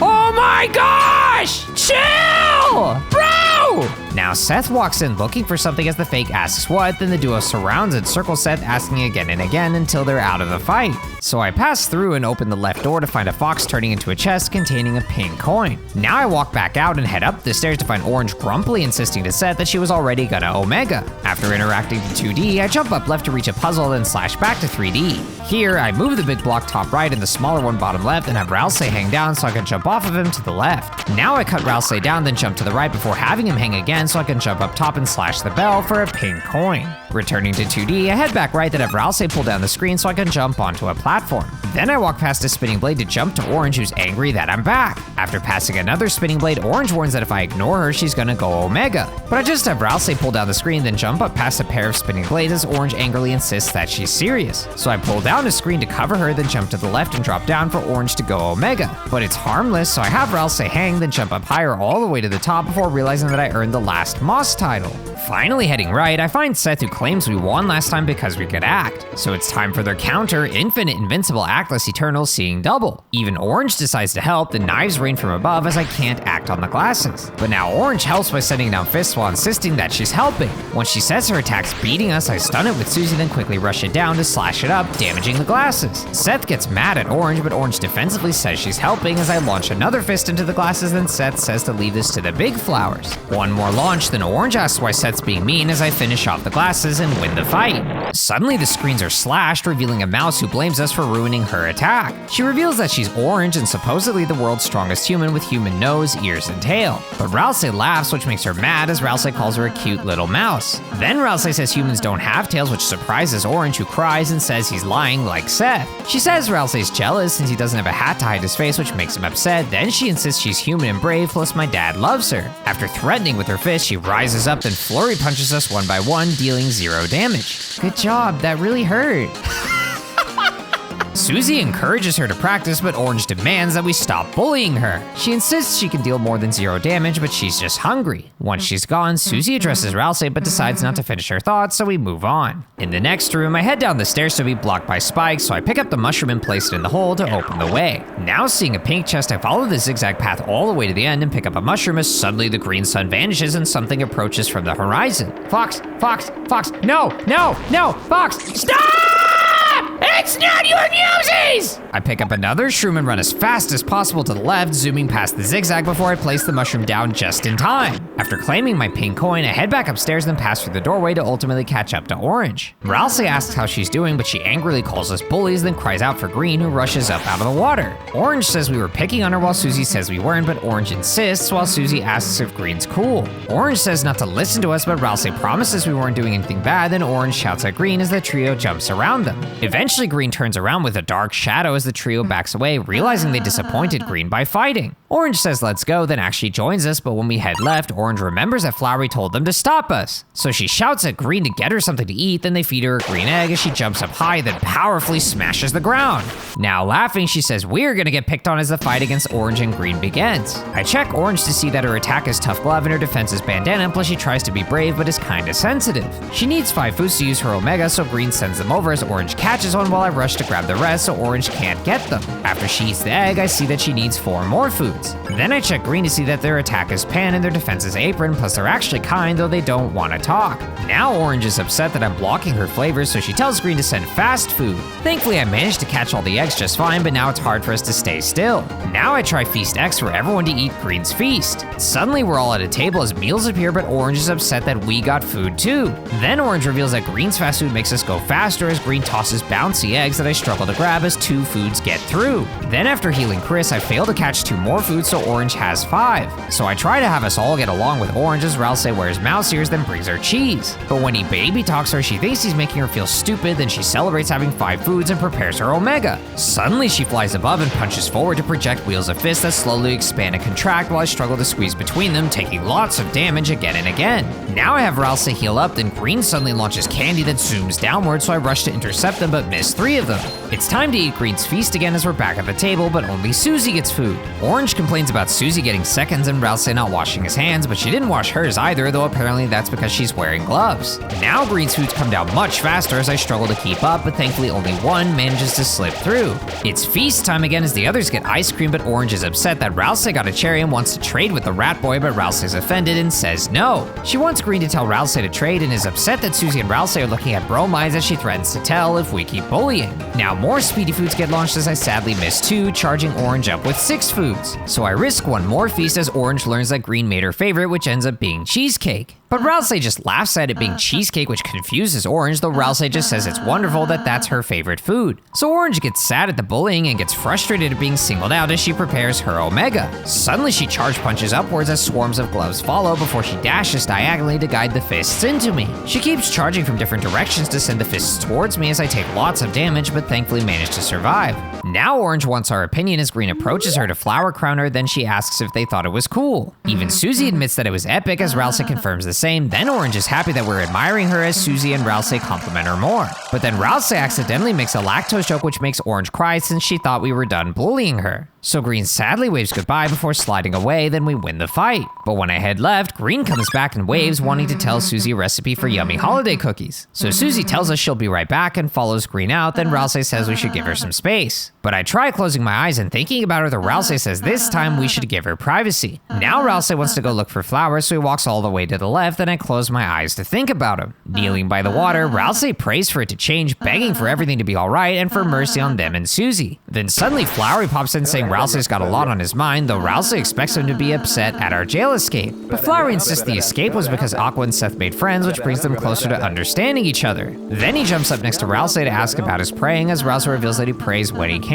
Flowery calls him kind and loving, then asks how much he thinks praying helps. But Rousey just says he has to believe, though Flowery insists he has everything he needs, saying he should just rely on himself. Then Rousey gets upset, saying his faith is nothing like Flowery's arrogance since there's no way Flowery can win. Plus, if Rousey stopped holding back like Flowery, he could burn down Flowery instantly. But Rousey hasn't because it would make everything worse, plus maybe Flowery can win by stopping us and defying fate. Rousey's speechless, but nobody can do the impossible, though Flowery calls him an impossibility, which silences him again. Flowery wants him to smile since no matter what, they'll save the world, then he gives Rousey a gift of drink vouchers for the cafe. Rousey knows Susie would like the root drink, but Flowery knows Rousey wants a blue and pink drink since he was looking at it the longest. Flowery tells Rousey to get his favorite and to not worry about me, then jumps back into the water. Now Susie's messing with my hair as Rousey walks in wondering what we're doing. Apparently Susie's checking for mites and fleas but hasn't found any, so Rousey mentions the free drink vouchers. Susie gets excited, then Rousey gives her the purple one before letting me choose. I pick the green and yellow one as Rousey keeps the blue and pink one, appreciating that I have him in mind and believes it. But Susie's just excited for free drinks, so we head all the way left to finally reach the scissors and activate them to lawnmower shred the right side of the hedge. Taking the stairs down, we see Green by the cafe and follow them inside to check the soda machine. We get our free drinks as Susie already finishes hers, then asks for ours. So I immediately stop her, which surprises both of them as she lets me have it.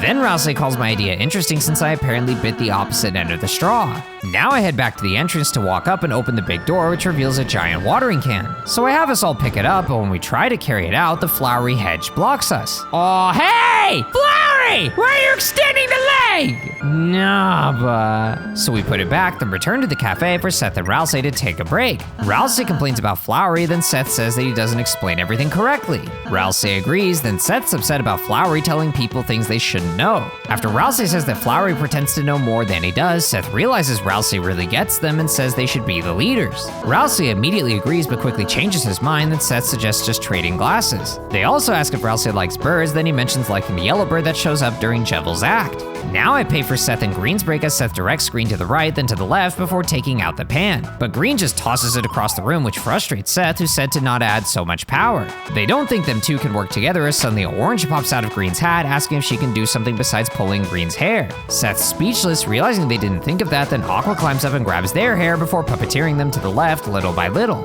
Finally, we leave to the left and head all the way to the west side to find a note. Asgore's been sharing dirts and soils with them, so they want to return the favor with the Garden of Sand, which is perfect for a cowboy show. When I check out the garden and cross the sand, a beetle suddenly appears and jumps towards me, starting a fight. I check the Shino beetle to learn that it's only a ninja by Seth's command, which they're only obeying thanks to peer pressure. After Susie catches bugs and Rousey listens to a white album, the duo speaks some kind of poetry, then appears outside my box to toss clusters of shuriken at me again and again. So I convince the first beetle to come to my side as Susie flips over a beetle and Rousey unseals a cup jelly, which makes the enemy nervous. Now I spare the first beetle to immediately max out the other's mercy since it doesn't want to be a ninja. After it harmlessly dances beneath me, I spare it as well to win the fight. Then I refresh the room to spare another beetle for recruiting before heading to the left to see Asgore with Flowery. Asgore's cutting down some papers to harvest his old personal notes, since with his research he'll only need one more piece of proof. Apparently it's the Dark Fountain crater which he expects to find here, as Flowery wonders what Asgore will do to them. Asgore plans to get revenge on the Fountain crater, then parade their body around town so everyone will realize how right he was and that he wasn't crazy and that it wasn't his fault. All he ever wanted to do was help to prevent another tragedy, plus Toriel will have to forgive him so everything will go back to normal. After Flowery awkwardly claps for him, he suggests that Asgore doesn't need Toriel anymore, plus she doesn't have 2 diners. Then Asgore sarcastically mocks himself since Tori never gave him a golden breastplate with her face on it either. Once the two of them start leaving, Flowery pretends to follow before joining us down below. Susie calls my dad crazy, then Flowery corrects her, asking before she found friends what was she willing to do. Susie's speechless, then insists that she's changed, as Flowery then asks if she agrees that love can change a man. Once he's gone, Susie's lost in thought, then Ralsei insists she's good, since even if Flowery's right, he's still delusional. Susie quietly agrees, then we finally leave to the left. Interacting to 2D, we jump left and slice blue flowers to encounter a gold pattern shooting rings. So I slash at it, then have Ralsei lower it before I finish it off. Now I slash through more blue flowers before lowering another yellow to destroy it, then flower bounce higher up. After I destroy more patterns and jump up top, Susie realizes my family has it rough too, then I bounce high up and to the left to slash a wall of papers. Once I slash to 3D, I interact with a pile of notes which Ralsei learns is from yesterday. It says something about black shards, which Susie remembers is a piece of the knight's sword. She wonders how he'd know, then Ralsei reads it was left at the original scene and matched with something shocking and computer lab. Susie now suspects that the Dark World from long ago, along with the Cyber World, were both made by the Knight, so she wonders how long the Knight has been making fountains and causing people to disappear. Ralsei doesn't know, and this doesn't make sense since he thought the Knight only showed up when the heroes did. Now Susie wonders if I'm aware of something that happened in that past time which made my dad end up like this. Then Ralsei wonders why he doesn't know about this since this seems important.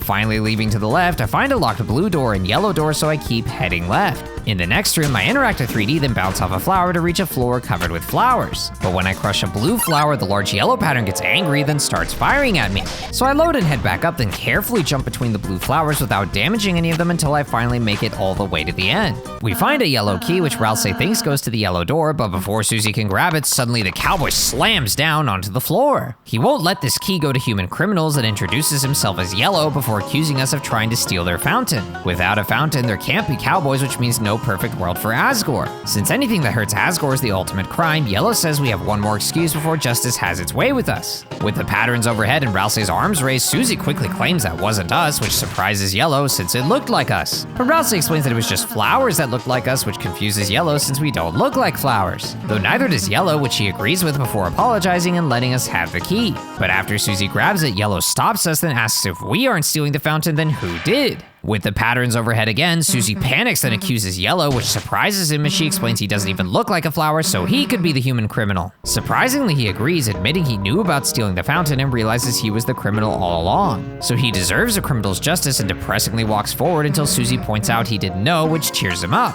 Then he gets depressed, realizing he was so tricky and evil that he tricked himself into thinking he was ever a justice. Believing that's worse, he has to be punished eternally, then he slides out of the room. Susie thinks we should check on that guy and Ralsei agrees, so we head all the way back to find him in front of the door. He's sad he can't get inside, thinking he doesn't deserve to get in, but Susie says he does deserve it, which pleasantly surprises him as she opens the door for him. After he thanks us, Susie asks if this leads to the Dark Fountain as Yellow laughs and points out the label above. Apparently this is the bad way that punishes us, but Yellow's eager to get his punishment as he waves goodbye, then walks inside. Susie hopes he's joking, so I head back left to find blue string that I add to my evidence before returning to the door. Then we head inside to find Yellow, who's looking for a spot to bury himself alive.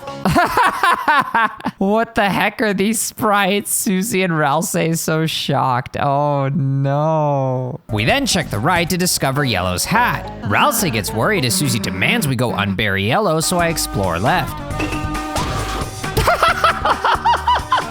Then further left, I find a yellow shred for evidence before watching another beetle sink and meeting a Shiri whose scissors were stolen. A bit higher is a she who doesn't know how they got here, so I start the fight for a Kaka to cutely approach them as they demand that the dog leaves. After sparing both from my final she recruit, I head top left to find a secret room with trees plus a chest with attention max. Then back outside, I head to the right to find boot oil for evidence along with a Floridin who didn't receive their promised food from Green. Susie thinks this is evidence and picks up the Floridin to add it, but they say no as Susie sets them back down. When I approach a sparkle, Aqua surfaces with scissors and gives it as evidence before returning underwater. But when I go back to the Shiri, she doesn't want her scissors back since they were stolen. Ah, it was a trick! I thought it was evidence. Snub.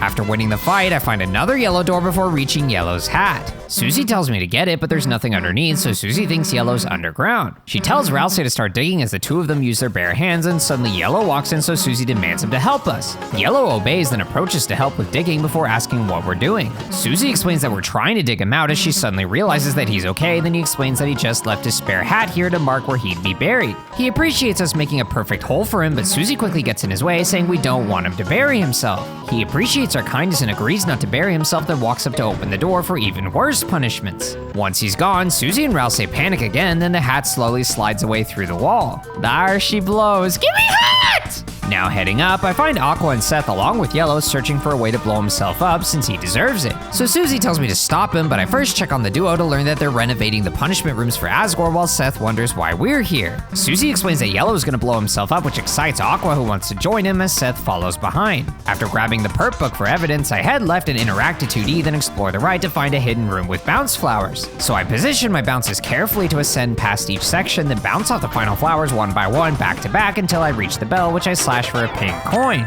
Dropping back to the bottom, I head out then explore the left to bounce off of arrow flowers and slash my way up through hats as Yellow's pattern keeps shooting his hat off. He says bouncing's too fun for punishment, that it's too laggy for punishing, so I head up to bounce across more flowers, then find Yellow laying on tracks. But he says it's too comfortable and doesn't know what happens next, then I drop down and arrow bounce again and again, higher and higher to ultimately reach the top. Apparently Aqua helped by tying Yellow to a bounce flower, plus Yellow's gonna use his hidden technique, Hyper Punishment Gun, to blow himself up. Hyper Punishment Gun? Why do you have a giant alien laser thing? It takes 120 seconds to charge and he's hoping nobody breaks it, so I immediately bounce up and slash at the gun to crack it as he asks me why, and Aqua summons a bouncy knife. But I keep bouncing and slashing till the gun starts moving to the side, then I side bounce slash it and even light buster it as Aqua summons a second knife. But I just keep bouncing, slashing, and bustering as suddenly Yellow starts to slide around. Now I struggle to reach the weapon, but eventually Yellow moves back to the middle so I can finally finish it off for 40 flowery dollars. Suddenly it spits out a bouquet of blue flowers as Yellow blames himself for not getting punished right, but Rousey says hurting yourself isn't right. Aqua gets confused and Susie clarifies that getting hurt won't make anything better, so Yellow comes down and thanks us. He sees how he's wrong and decides to stop hurting himself, focusing instead on not hurting others. Rousey agrees, but then Yellow says he belongs behind bars and jumps down a slide into jail. Aqua says he's having fun, but Susie's speechless, though Rousey's grateful he's at least safe. Trying to go right, Susie says we can get over the wall, which Rousey doubts, but after trying several times, Susie eventually says it's impossible. So I head back left and slash to 3D to explore west and find a dimly lit room.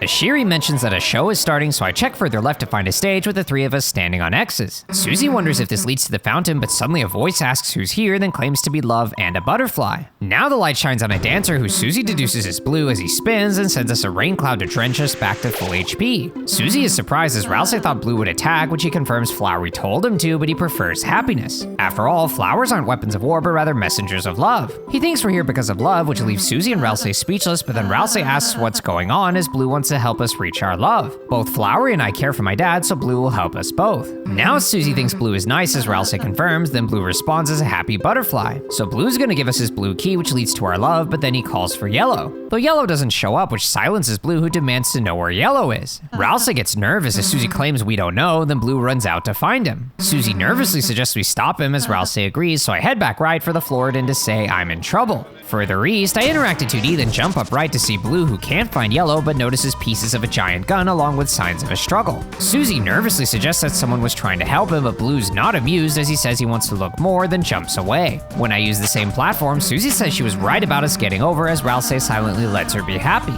Dropping down, we see Blue noticing Yellow's corn-scented rope on the tracks. So we pass him, then slash launch into several coins before landing next to Blue, who's concerned about Yellow's hat expansion. Further down, I slash back to 3D, then notice Blue walking down before I interact with papers to find train plans for my evidence. Finally, I head down to find Blue sitting by a large red stain, wondering where Yellow is and if he's hurt. Nervous, Susie says we don't know anything about this one, which Blue catches as Susie corrects to other ones. He says integrity is a virtue and asks if there's something we should tell him, which makes the others nervous. Then Blue threatens to be angry if we stay quiet. Look at the butterfly.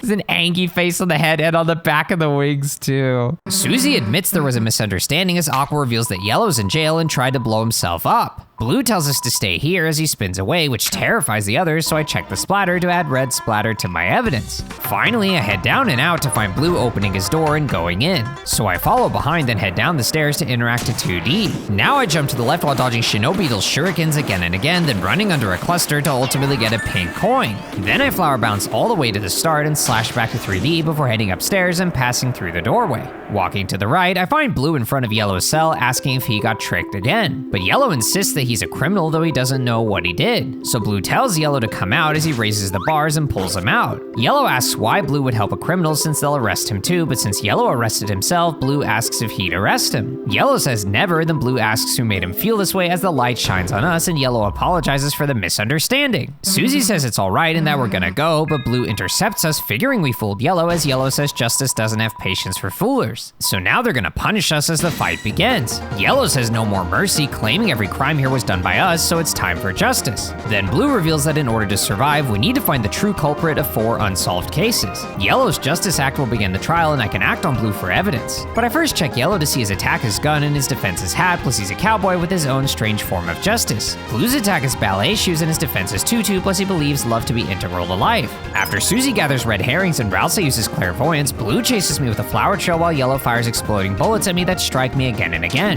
Now I try Yellow's justice to begin the trial as a Floridan reveals they were crushed flat without permission. They say it's cool, but Yellow adds it's illegal as he tells me to find the criminal. Even though Aqua takes credit, Seth's being sus, so I choose them, then select the train plan as evidence. But it turns out that's wrong since they didn't use a train and no knowledge comes from that, though they quickly stop talking. Now Blue jumps onto my box to launch spinning dancers that I thankfully managed to dodge between every single time. Then I retry justice and accuse Seth, but choose the book, which ends up being right. Seth asks for my proof as Blue wants to look inside the book since there are flower petals pressed in there. Seth is shocked as they ultimately admit that they wanted to try pressing flowers since they heard it was scientific. Now Yellow lassos them before complimenting Blue as we solved one crime. Suddenly Blue spreads flowers above that Yellow detonates one by one before following up with a bottom row to damage Ralsei again. So I have Susie heal him with green tea, then Blue attacks with wavy lines and musical notes as Yellow detonates Blue's flowers. It's time for more justice as now Yellow's the victim since someone vandalized his favorite shirt, making half of it black and smelly. Aqua's happy to burn things, but Green gives a suspicious side eye, so I accuse Green, then choose the Yellow shred, which ends up being correct. Apparently Green wanted to make popcorn and mistook Yellow's shirt for actual corn.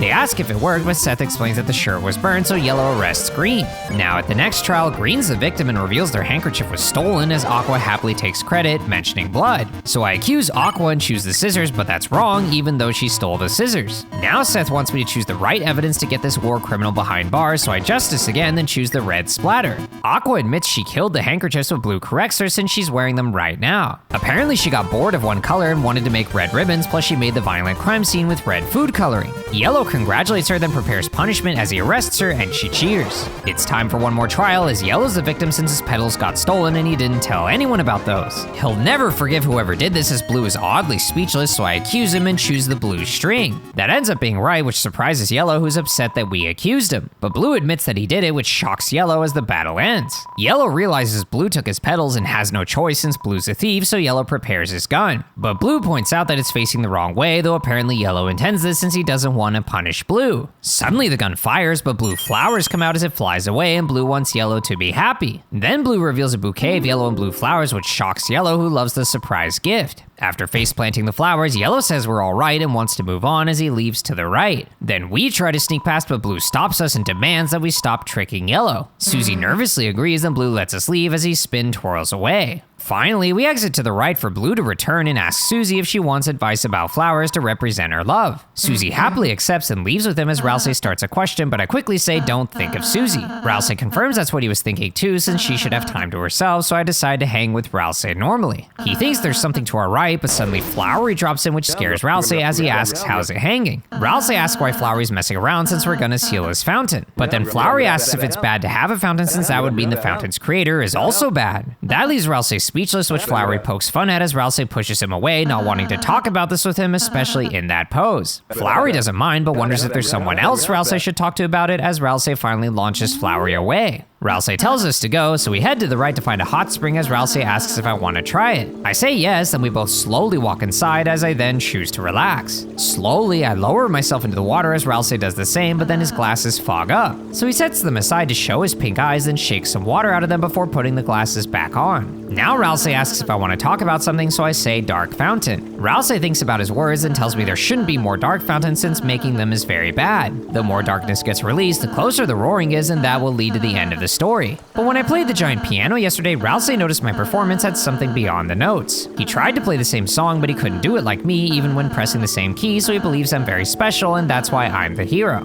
He's putting all his faith in me so that no matter how we progress, even if he disagrees with my actions, it just means he doesn't understand it yet. We have to avoid the end of the story, but he believes that if a happy ending somehow exists, then it's with me. So I say my happy ending is with him too, which leaves him speechless as suddenly Susie runs in to cannonball into the water. After her snout spews water on Ralsei, she asks how many points that was. But I just boop her nose as she then chomps at me, which makes Ralsei laugh. Jumping back to the side, she tells us to get out of the water as we slowly make our way up, then head right. Susie says Blue was awesome and suggests bringing him to Castletown, but Ralsei apologizes since the 7 flowers are delicate and need care, so this will probably be their only dark world. Susie's disappointed but understands, so we'll just enjoy hanging out while we're here. Further right, we reach the other scissors, which eagerly shred the rest of the hedge and make a staircase down. So we walk below, then head right to the cafe for Aqua to take a break with Yellow. She asks if knives are a justice, but Yellow says playing with knives isn't, though playing with guns is, so she happily plans to show Seth. Now for Aqua and Blue, she asks what is love, then Blue explains it's how the world revolves and is the butterflies in your heart that sink to your feet and dance. Aqua understands and thinks she loves throwing things at people, which Blue finds beautiful as Seth disagrees. Then for Seth and Susie, Seth offers Susie to join the flowers as a violet as Susie's surprised to be respected by a nerd. But then Yellow comes in saying he put his ice creams in the microwave and can't find it as Seth says Susie would easily be top 3 smartest. Now Ralsei reveals that Seth's hero Birdly likes Susie, which upsets Seth at her being liked by him.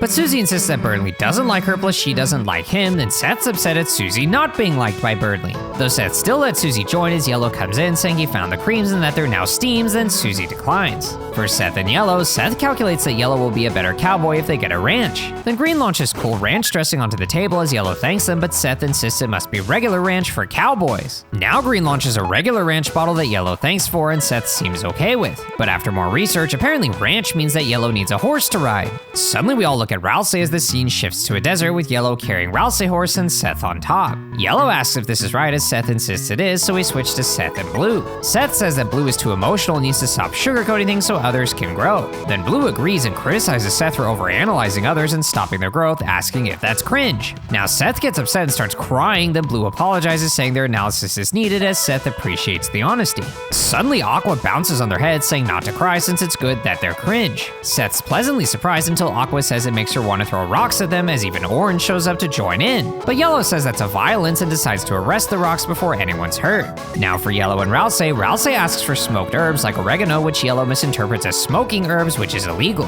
Ralsei tries to explain, but Yellow clarifies that it's cannibalism since herbs are friends. Except for parsley, as Aqua says to cut and stab the parsley, then nap, stab, look. Justice turns a blind eye to parsley, so it's time for Yellow and Green. Yellow tells Green not to worry about their silence since he can understand them through their food. He finds a message in this alphabet cereal saying ooh, which Susie has heard before. Then Seth rushes in saying that's not the alphabet, but rather some kind of morsel code. Now Aqua says her conch has the ocean talking to her in it as we switch to Yellow and Blue. Blue talks about his enjoyment using fancy words that Yellow appreciates but doesn't understand. Yellow wants to protect Blue next time as Blue calls him a hero, which Yellow's happy to be. But Seth rushes in saying all he's done is arrest them, though Aqua says he let her play with matches. Yellow agrees, but Seth says that's villainous, and Orange says that he fixed Seth's drawings to have smileys on them. Seth breaks down about their tactical diagrams and Yellow says aw shucks. Now for Blue and Susie, he asks if love ails her as she says she doesn't know what love is. But if even a flower can love, Blue believes she can too. Love can be different for different people, but as long as she's involved, she just needs to let it guide her. Susie appreciates the advice and wants to try, so it's time for Blue and Green. Even though Green doesn't speak, their meals are full of their love, then they place some cheese. Blue interprets this to mean cheese as Green shakes their head, then spells you owe me $2, but Blue still reads it as cheese. Now Green shrinks it to just $2, so Blue invites Yellow and twirls away as Yellow approaches and asks why there's dollars in the shape of cheese. He says this should go in the bank, so Green turns it into a cheese bank as Yellow crawls inside.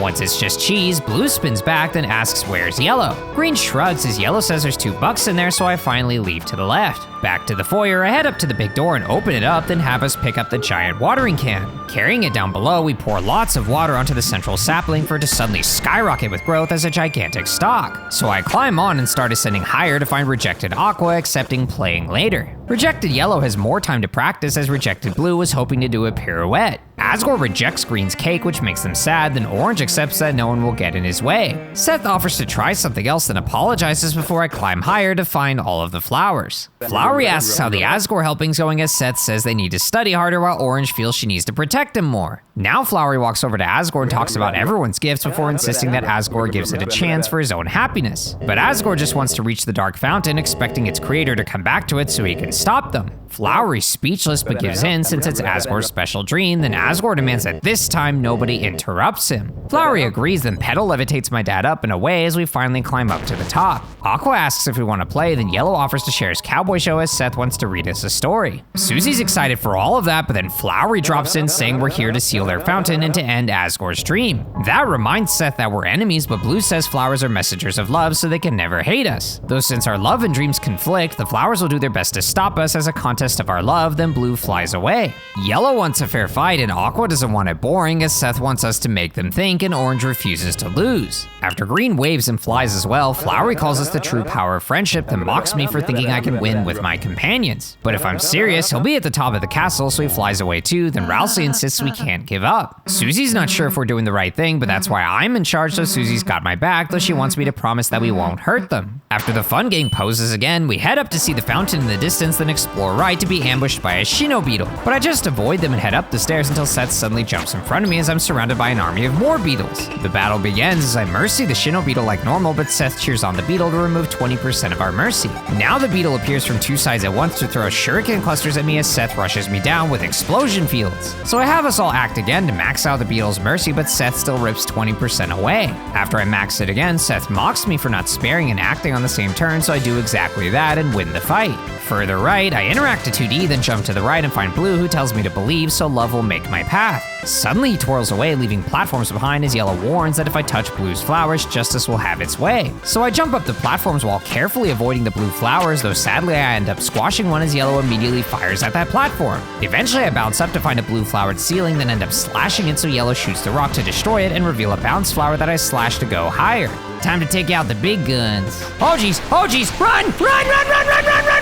After Slash bouncing up then jumping higher and higher, I finally managed to reach the top, then slash back to 3D. Heading right, I find Flowery, who explains that everyone's fighting together, not just for Asgore, but also because today the flowers have been able to be people. He asks why we'd seal that away, but Rousey confronts him since if there's too many dark fountains, the end of the world will happen.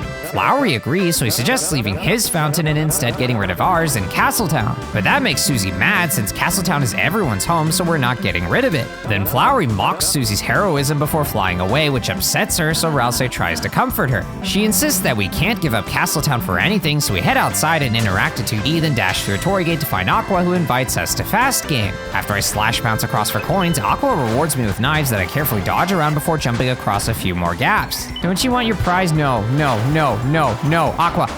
Aqua, stop! Aqua! I don't like the prize! Eventually, I jump across a few peaceful gaps to ultimately crash into 3 She. Seth congratulates Aqua as the battle begins, and Seth plans to make something I can't avoid. So I start with Intimidate to max out the top one's mercy, then the formation rolls towards me as I fail to squeeze between.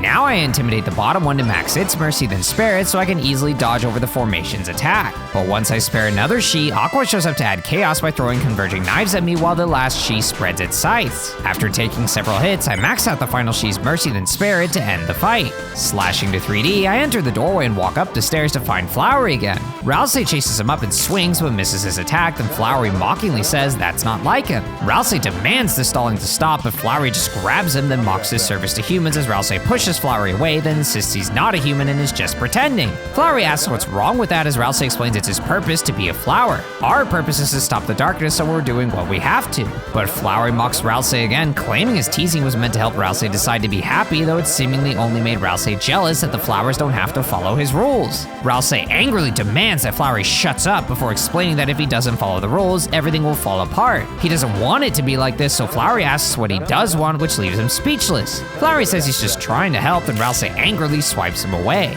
Susie rushes up to comfort him since Flowery's a jerk, then Ralsei thanks her. Finally, we head further right to be ambushed by Green as Ralsei wonders what they're gonna do. But Green just sets up their same shop with all prices raised by $1 as my friends thank them. Now I use the door to fast travel to the cliffs, then hook Ralsei to a vine and cut us down to jump across and slash a bell for a pink coin. Later at the second Torii gate, I dash all the way to the end and across the next room to jump a gap to another pink bell coin.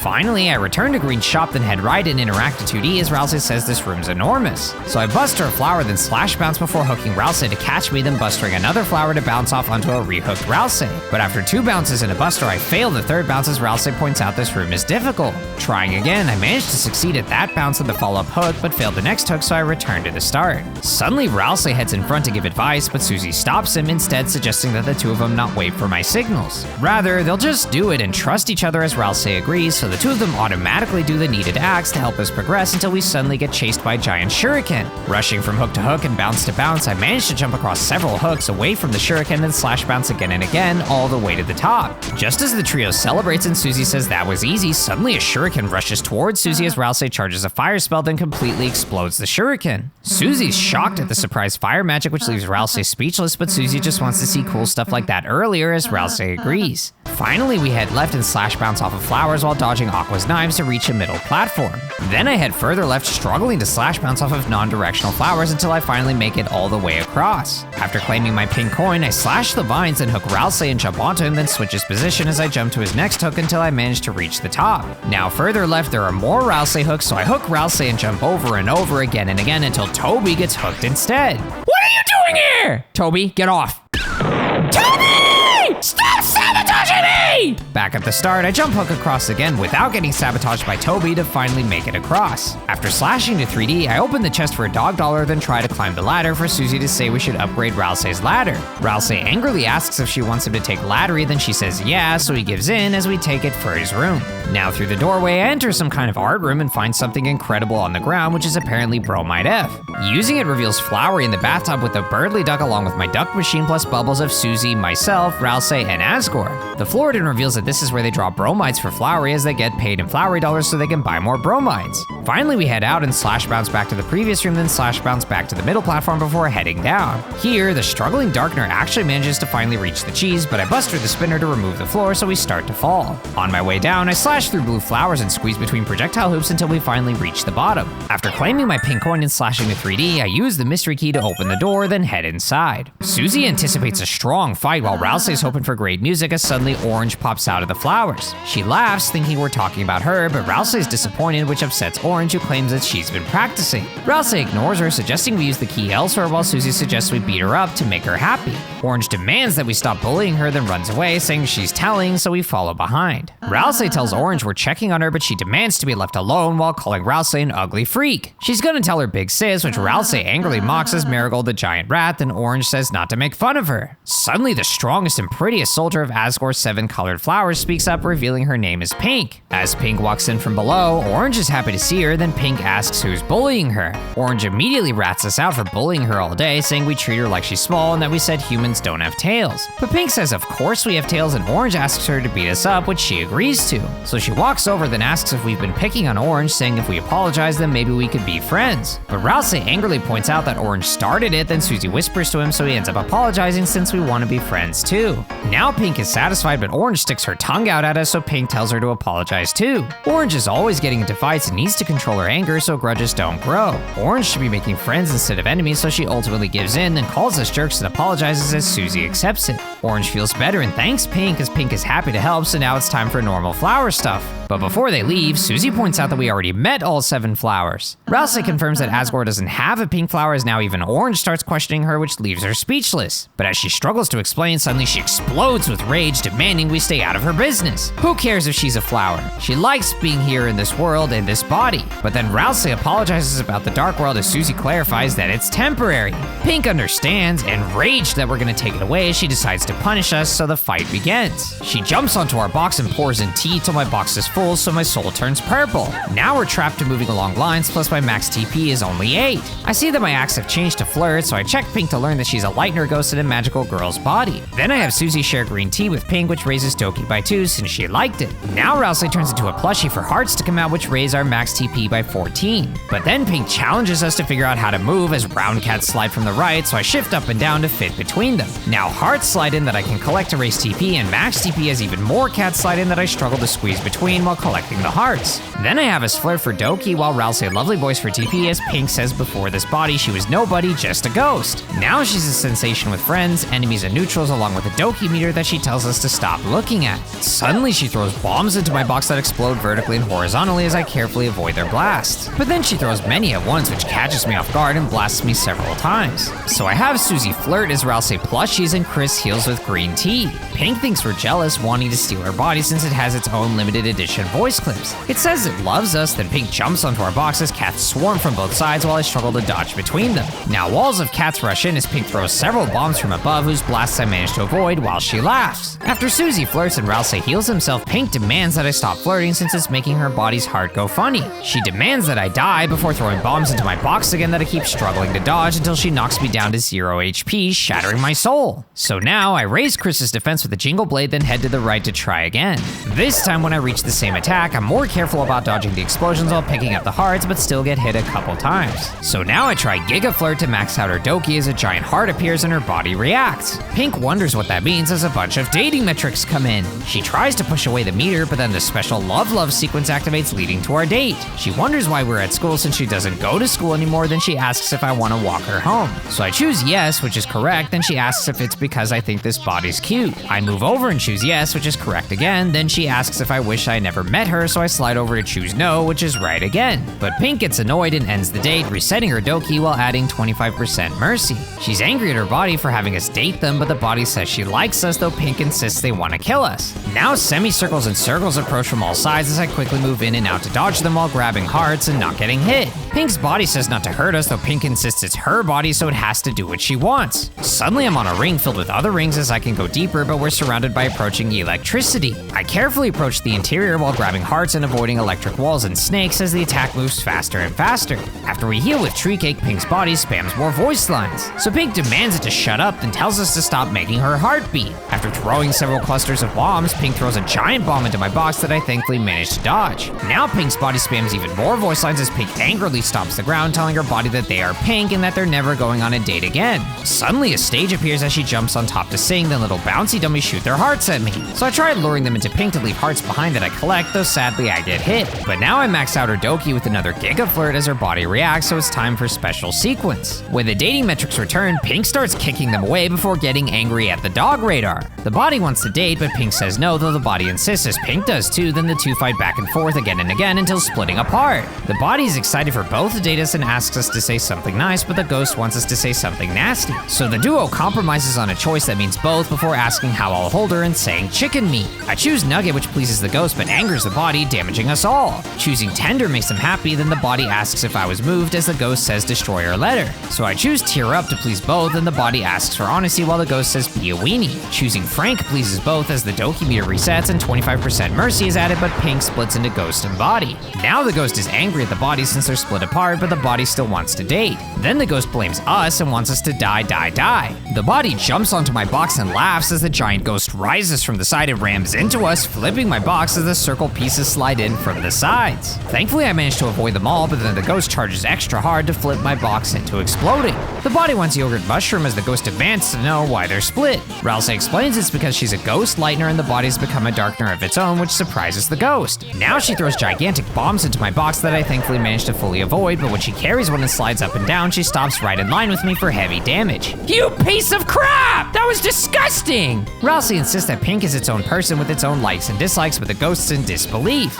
Now Pink jumps onto my box again as the cats slide in while she keeps throwing bombs from above. The ghost insists that the body needs to do what she says since what it wants is stupid, then the body says it wants to eat sand on the beach with us. Back to the rings, there are many many more dangers as the electric boundary approaches faster, making me panic as I keep getting hit again and again. 1 Giga Flirt later, and I still need 6 more Doki, then Pink attacks with cats and bombs again. But when she charges a big bomb, I'm too close and get hit by the big blast. After a Mega Flirt and a regular flirt, the ghost panics, saying we're not allowed to Doki and that she'll stop us no matter what. Now the ghost re-enters the body as the fusion says it hates dating me, then loves dating me before flashing to a split form that demands I leave. Grabbing the heart reveals stop that I select while touching die damages us all. So I carefully grab the hearts and tell her to calm down as the grid gets more dangerous. After grabbing the first 2 hearts, I get trapped by a die, though I manage to safely grab the rest and touch Don't Cry.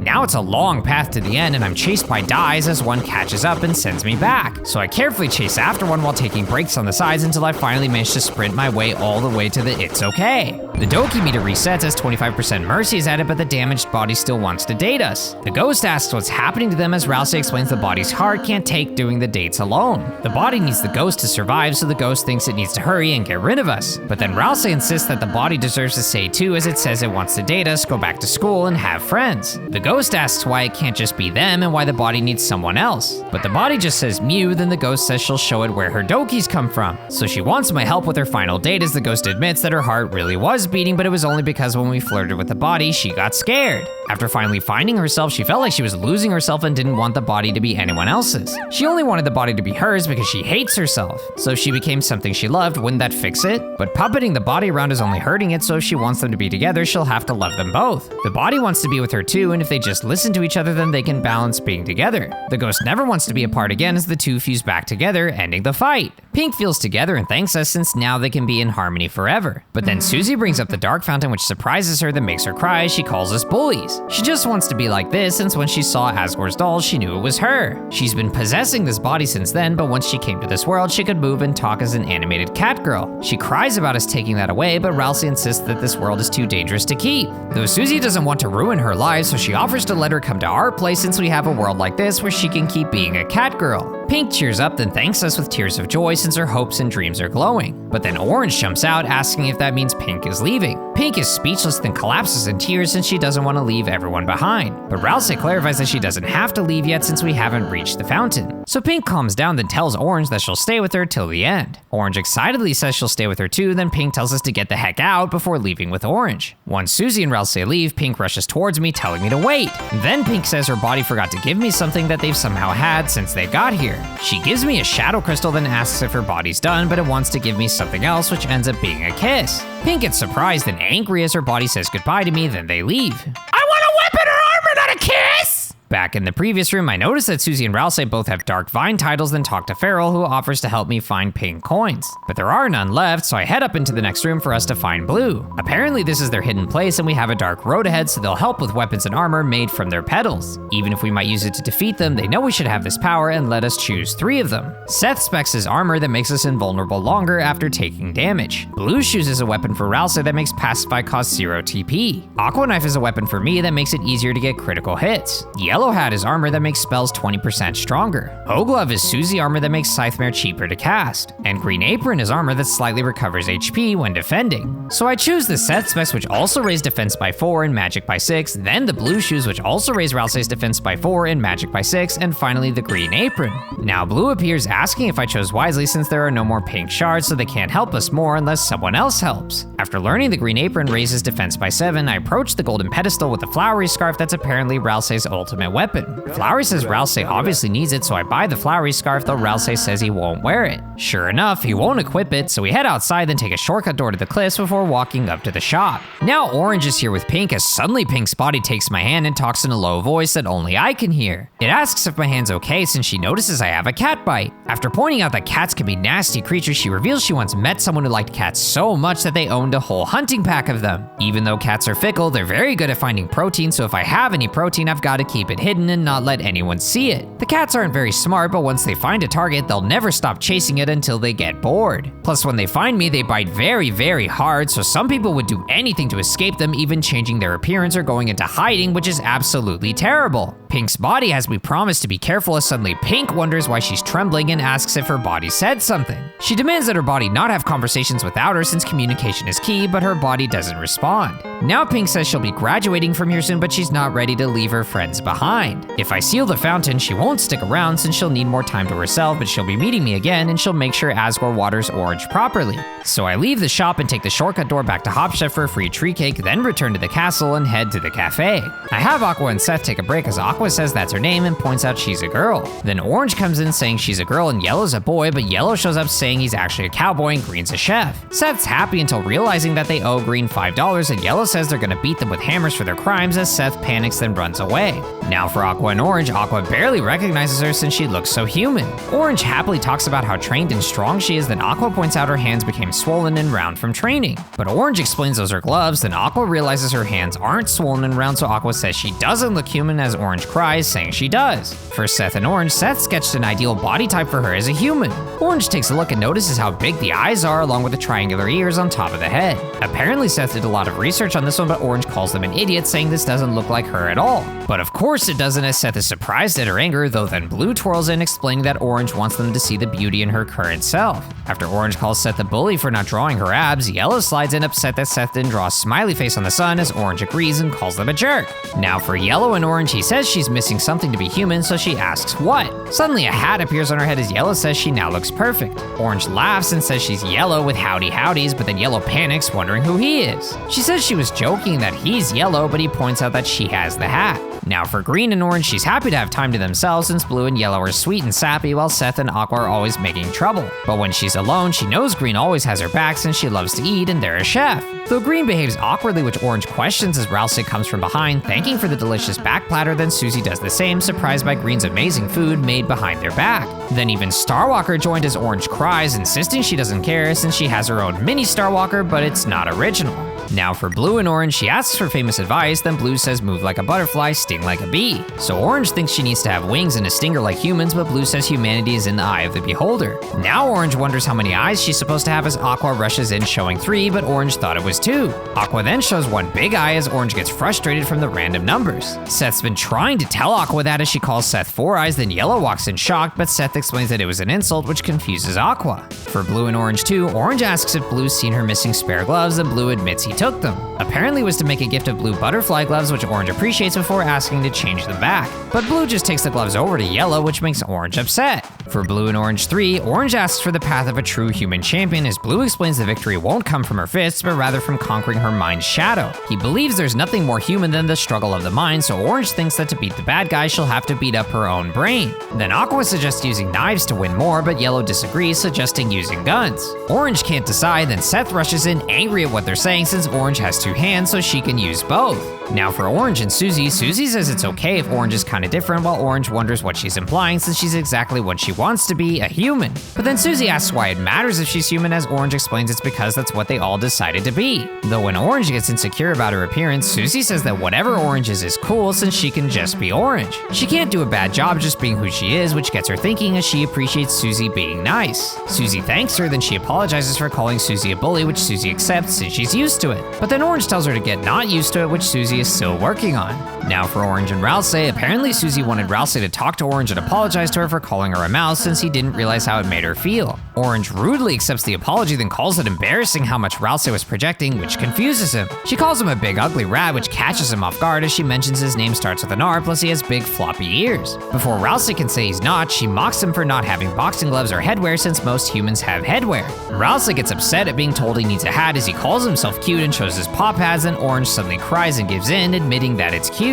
Now for Pink and Orange, Pink says it's nice to meet us, though she's not a real flower. Then Aqua comes and asks Orange if Pink likes throwing knives, as Orange says yes, in addition to bombs since Pink's the best. Blue twirls in, then appreciates Pink's tutu as Seth comes and says they're all trying to be human anyway. Yellow recognizes that she has a human's tail, then Green holds a welcome sign for her as they all welcome her to the team. Pink cries tears of joy while thanking them all, then Orange wants nobody to forget that she found her first. Finally for Pink and Chris, she calls me a blue idiot, which confuses Aqua, then she has something to tell me as Seth pushes Aqua away. Pink's body still feels dokies for me and it's not like she wants this, but she can't get in the way of true love. So if it's for her body, she wants to date. But then Susie comes in saying I flirt with every enemy, which shocks her, as Rousey comes in saying we were just acting to win the battle. Now Pink's even more shocked as Susie blames me for all of this, while Rousey said nobody else ever took my flirt seriously. Now Pink's so overwhelmed with shock that she ends up exploding due to a love malfunction. She calls me an idiot, blaming me for what happened to her body, so I tell her I was serious. But she doesn't believe me and raises a giant blue bomb since nobody's allowed to blow up her body except her. Then she lets the bomb fall to blow herself up as the break ends.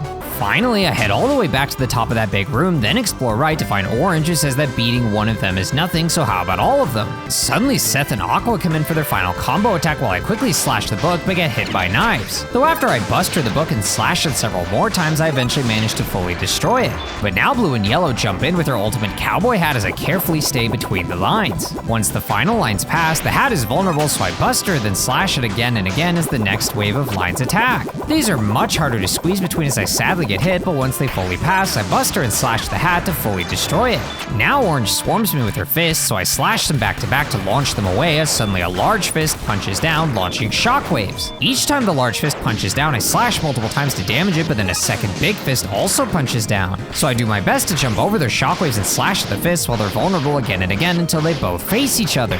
Now I bust her one to stun it as the other punches it, but that just sends it bouncing around the room before it hits the other glove, destroying them both. Then Green walks in to spawn an egg that I slash to fully heal us all. After jumping to the right and slashing to 2D, I pass through the doorway to reach the next shortcut door. So I take it back to Green's shop, then head all the way to the left to eventually find Starwalker. He says it was a long journey, but now it's time as he transforms into the final Starwalker. So now we return to the last room and head right for Flowery to fly in, saying the fountain's close and telling us to come. Flowery says we're destined to fight, but he believes that we have the power to change that fate and asks if we'll use it or if we'll prove that our fantasy is stronger than theirs. Now up the stairs, Flowery explains that my father grew them as a rainbow bouquet of 7 flowers for a proposal to my mother. They were only supposed to survive one day, but my dad kept them alive, watering them daily and talking to them and singing his dreams to them. The flowers constantly wished they could give back, but when Asgore's friend got sick, they could do nothing. They couldn't help when Asgore's money ran out or when his family left him, but he still cared for them. Though now it's time for the flowers to be the heroes by building a world where all of my dad's kindness will be repaid. So he challenges me, if I believe my world is better, to stand against him. Suddenly this world's enemies appear around him as his recruits before lending him their power as they all merge into him one by one. Now Flowery soars much higher while we're raised up with him on separate flowers as the fight begins. Flowery says that to prove my worth, I'll have to charge up my bravely colored heart. So when blue bamboo approaches, I tear right through them and another one, then charge through blue parts of longer stalks before blasting through a final cluster. After Ralsei explains dashing, I check Flowery to learn that his attack and defense is flower and everything about him is an illusion, but with hope, can he make it real? Then Susie and Ralsei give it their all to raise TP as Flowery says he wanted me to meet the other flowers to see how wonderful they are. It's time to dash through more bamboo as I focus on the blue parts, but then I fail to dash through the multi-blues. Flowery holds on to his dream, so I pose alone to raise his mercy by 9%, and Flowery says if we were all friends, I might turn over a new leaf.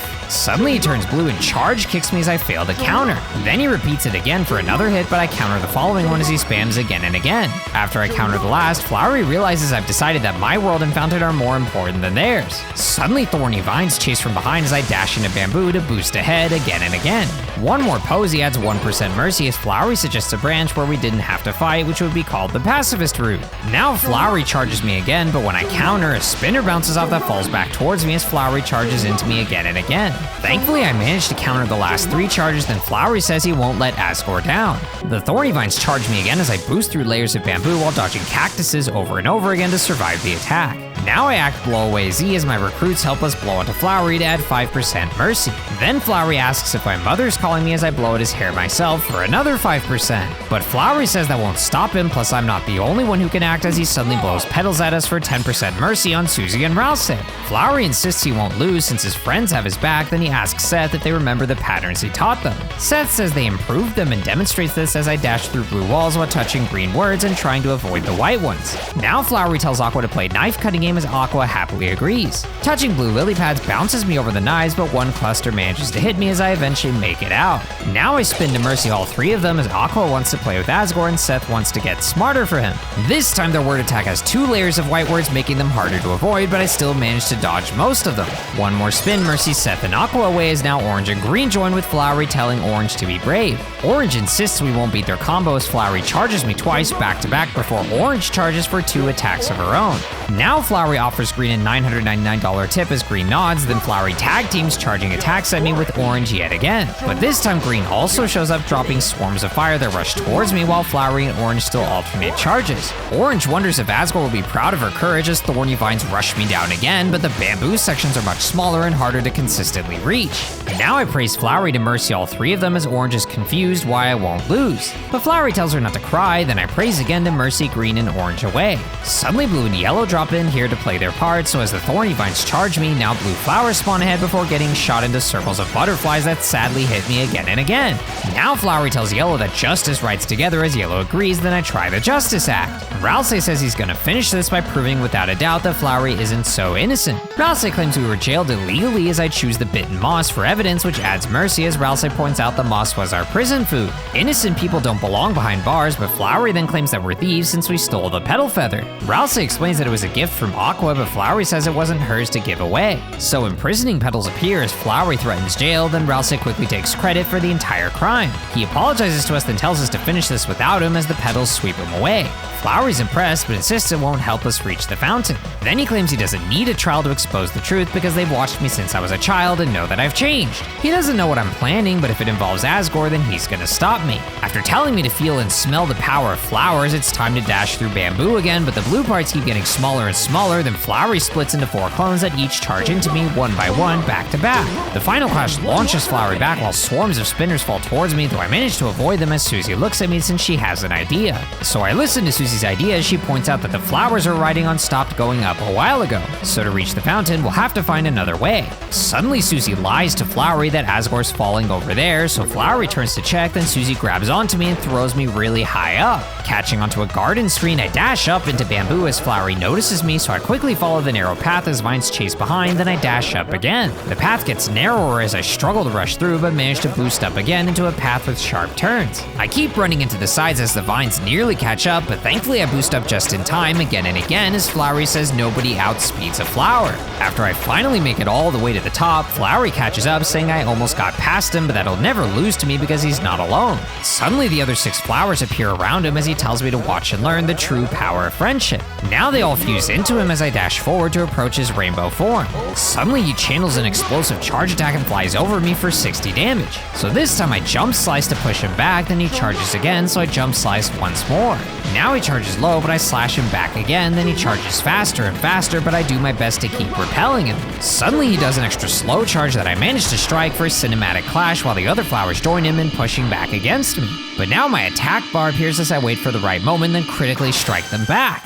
As the clash ends, I'm suddenly face down on the cliff while Flowery wonders why he hesitated. He says it's not right since he has to defeat us, then demands that I get up. But then Asgore freaks out about Flowery's actions before rushing towards me to raise me and ask if I'm okay. Flowery told him that we went home since he thought if we wanted to prove, but Asgore miserably blames himself for letting this happen. He was so obsessed with learning about the Dark World that he didn't make sure I was okay. But suddenly clouds form above us and heal us back to max as Blue flies in saying that this is a comedy, not a tragedy, before telling us to get up. Asgore's relieved that I'm okay, then says that he owes an apology to me and to everyone else. Ever since that horrible day, he's blamed himself for what happened. All he's ever wanted is to prove that it wasn't his fault and to make sure that it would never happen again and that it was all because of the Dark World. But now that he's finally here, he's realized how pointless it all was because none of us ever blamed him. Still, after witnessing the effects of his failure, he became consumed with self-hatred, which ended up driving my mom away. He thought if he could prove that he was right, that it would fix everything. But even when he got that proof, he still failed to protect me. He's sorry for not realizing that sooner, and when Azrael comes home, he'd love to see us both together, even if my mom doesn't want to come. He's also very proud of me since while he wasn't looking, I've become courageous and wise. Then as Susie and hatted Ralsei walk in to help me up, Asgore points out that I've made wonderful friends. He says it's now my time to end the stream as he slowly walks past Flowery, who tells him to wait. Flowery asks about the diner and the skateboards as Asgore clarifies he was just playing along since his only goal was to find the truth. In fact, Flowery's actions helped Asgore realize how it feels to receive unasked for affection. Flowery asks if Asgore disliked his mixtape, but Asgore says he liked it and that Flowery sometimes seemed like a lovely person like all the other flowers. Flowery insists this world is perfect for him since he's lonely, so why would he want to go back? But even if Asgore wanted to, he couldn't stay since his real world shop is waiting and someone has to take care of the flowers. Flowry chuckles, saying he can't argue with that, then accepts that that's what Asgore wants. So when we walk over to him, he says it's time to say goodbye as everyone goes on ahead. Further right, I find the flowers and talk to Aqua, who doesn't understand but had fun playing together and wants to play again soon. She thanks me for watching her dream, then changes to flower form, so I talk to Green. Green wanted to be a chef and know the flavor of many foods, then thanks me for watching their dream as they revert to flower. Orange cries, wanting to have courage to fight and protect what she loved. She asks if she was brave, hoping I'll say yes, then thanks me for watching her dream before becoming her flower. Seth wanted to know everything but couldn't become the genius they wanted, though they still believe they learned a lot. They thank me for watching their dream before becoming their flower as I head to Blue. He wanted to move and feel while knowing love in his limbs, but even if it ends, love will always continue. He thanks me for watching their dream, then becomes his flower as I check on Yellow. He just wanted to be a cowboy and asks if he was a good one, then thanks me for watching his dream. After he reverts to flower, I head over to Susie, who's surprised I'm already done and doesn't really know what to say except that there's no do-over. Flowry says flowers have dreams too, and the darkness let them fantasize a higher form of consciousness, but dreams are dreams. Though it's time for this one to end, as Flowry says the fountain is waiting for me. Flowry explains it had to end, since even if they won, flowers left in darkness will perish. But if they could give Asgore a perfect world, it would make up for what he did for them, since they weren't even supposed to survive longer than a day. So I follow the path and enter the doorway to find the fountain and visit Asgore. He confirms that the flowers were his wedding bouquet and he took care of them all this time, but from now on, he's gonna do it for his own sake. I ask him about myself, then he says when we get back, we'll tell the mayor about all of this and she'll do everything she can to help. The more people that are safe from this, the better, so I ask about myself again. Asgore apologizes once more, then recognizes that I've grown up a lot, so when my brother comes home, Asgore can't wait to see how proud Azrael will be of me. When I ask about Ralsei, Asgore realizes he's my other friend and finds it strange that he looks a bit like Azrael. But the longer he looks, the harder it is to tell if Ralsei's a monster at all. When I ask about Ralsei again, Asgore recognizes that I accept Ralsei despite his looks, so Asgore hopes that Ralsei realizes he doesn't have to hide himself. Now I ask about Susie, as Asgore says he and Toriel were worried that Azrael would end up being my only friend. But he realizes that I've met someone wonderful who has fought by my side through danger and also has an interest in flowers. When I mention Susie again, Asgore encourages me to bring her by any time and he'll give her a free Snapdragon. Flowry asks what I'm waiting around for since we already said goodbye and had our nostalgia, so it's time to move on. So I finally decide to wrap things up as my glowing soul appears and rises above to fully seal the fountain. But somehow we're all still here, which confuses Susie and worries Ralsei as Flowry realizes that someone just made a second fountain. Suddenly the knight snatches Asgore, which angers Susie as Flowry says leave it to him. Immediately he dashes after the knight as flowers build his path, and he mocks the knight for thinking it can outspeed a flower. But the knight turbocharges ahead, then crashes into a wall and traps Asgore in a ball as Flowry walks in and mocks them leaving. After two Floridans show up, he says the knight's not the only one who can start a battle as he uses a Floridan to start the fight. After trapping the knight, he spares the Floridan so it's just them two, then he prepares to charge with a flurry of kicks, dealing several instances of 999 damage. Just as he's feeling cocky, the knight suddenly slashes those 999s to turn them into zeros as Flowry realizes they can ignore his fake statistics. But he just laughs it off, saying he doesn't need stats and has even more moves as the two charge into each other for a clash. Flowry insists they don't understand that nothing is stronger than a flower's dream. But as they struggle more, the knight suddenly slashes through him, splitting him in half. Ralsei rushes in and calls out to Flowry before finding him wounded by a tree and trying to heal him. But the heal misses as Ralsei tells him to say something, but Flowry points out that Ralsei knows his healing won't work, so why? After Ralsei's next heal fails, he says it's because he has to try. Now Susie and I rush in as Susie asks if he's okay, then he says he's fine and just needs a little water. He feels that flowers are useless since they just sit around looking beautiful until they wither away, plus now their caretaker's gone. But Susie immediately says we'll take care of them with light and water, then we'll go and get Asgore back. Flowry appreciates how sweet Susie is, then tells us to listen before revealing that plants are neither darkeners nor lighteners. They are living beings that take on new consciousness in the dark, feeling things others can't understand. Something horrible is stirring beneath the town that's a darkness beyond our imagination, so for Susie and I, the road ahead of us is covered with shadow. But Flowry knows we can do it as long as we stay together since we have the inner light that can save this world. He just wishes he wasn't so useless as Ralsei insists he's not useless since having something to take care of gave Asgore purpose. Just being a flower is enough for him as Flowry appreciates Ralsei's kindness, saying maybe in another life they could have been friends. Suddenly Flowry reverts to flower but broken as Ralsei tells us to go seal the fountain while he stays here. Susie hesitates then agrees, and I check my items to see that the flowery scarf is now the broken scarf since it was torn to pieces in the battle. After Ralsei regrets that Flowry had to go be dramatic and calls him an idiot, I head to the right and up the stairs to return to the fountain. Susie tells me to just seal it as my soul rises like before to shine the fountain away. Back in Asgore's flower shop, Susie panics at the destroyed Flowery, then tells me she's gonna find something to help before running out. So I inspect Flowery's broken case and dig through the soil to find a packet of golden flower seeds covered in warning labels, then take the seeds. I also find a piece of paper with a code that says shelter. So Chris grips the paper with both hands and begins to tear it as suddenly Susie returns bringing tape for helping Flowery. But then Susie notices my paper and grabs it, revealing it's a bit ripped, but she can still read it. She reads 09151990X, realizing it's another code, then tells me to help her tape Flowery up. She uses Blue's case for Flowery while having Yellow and Blue share, then explains that before we seal the fountain, Flowery told her that Asgore used to be the police chief with his shelter code buried in Flowery's soil. He told her not to tell anyone, but she assumes that he told me too. So she says let's get out of here, then walks out as I follow behind and head outside.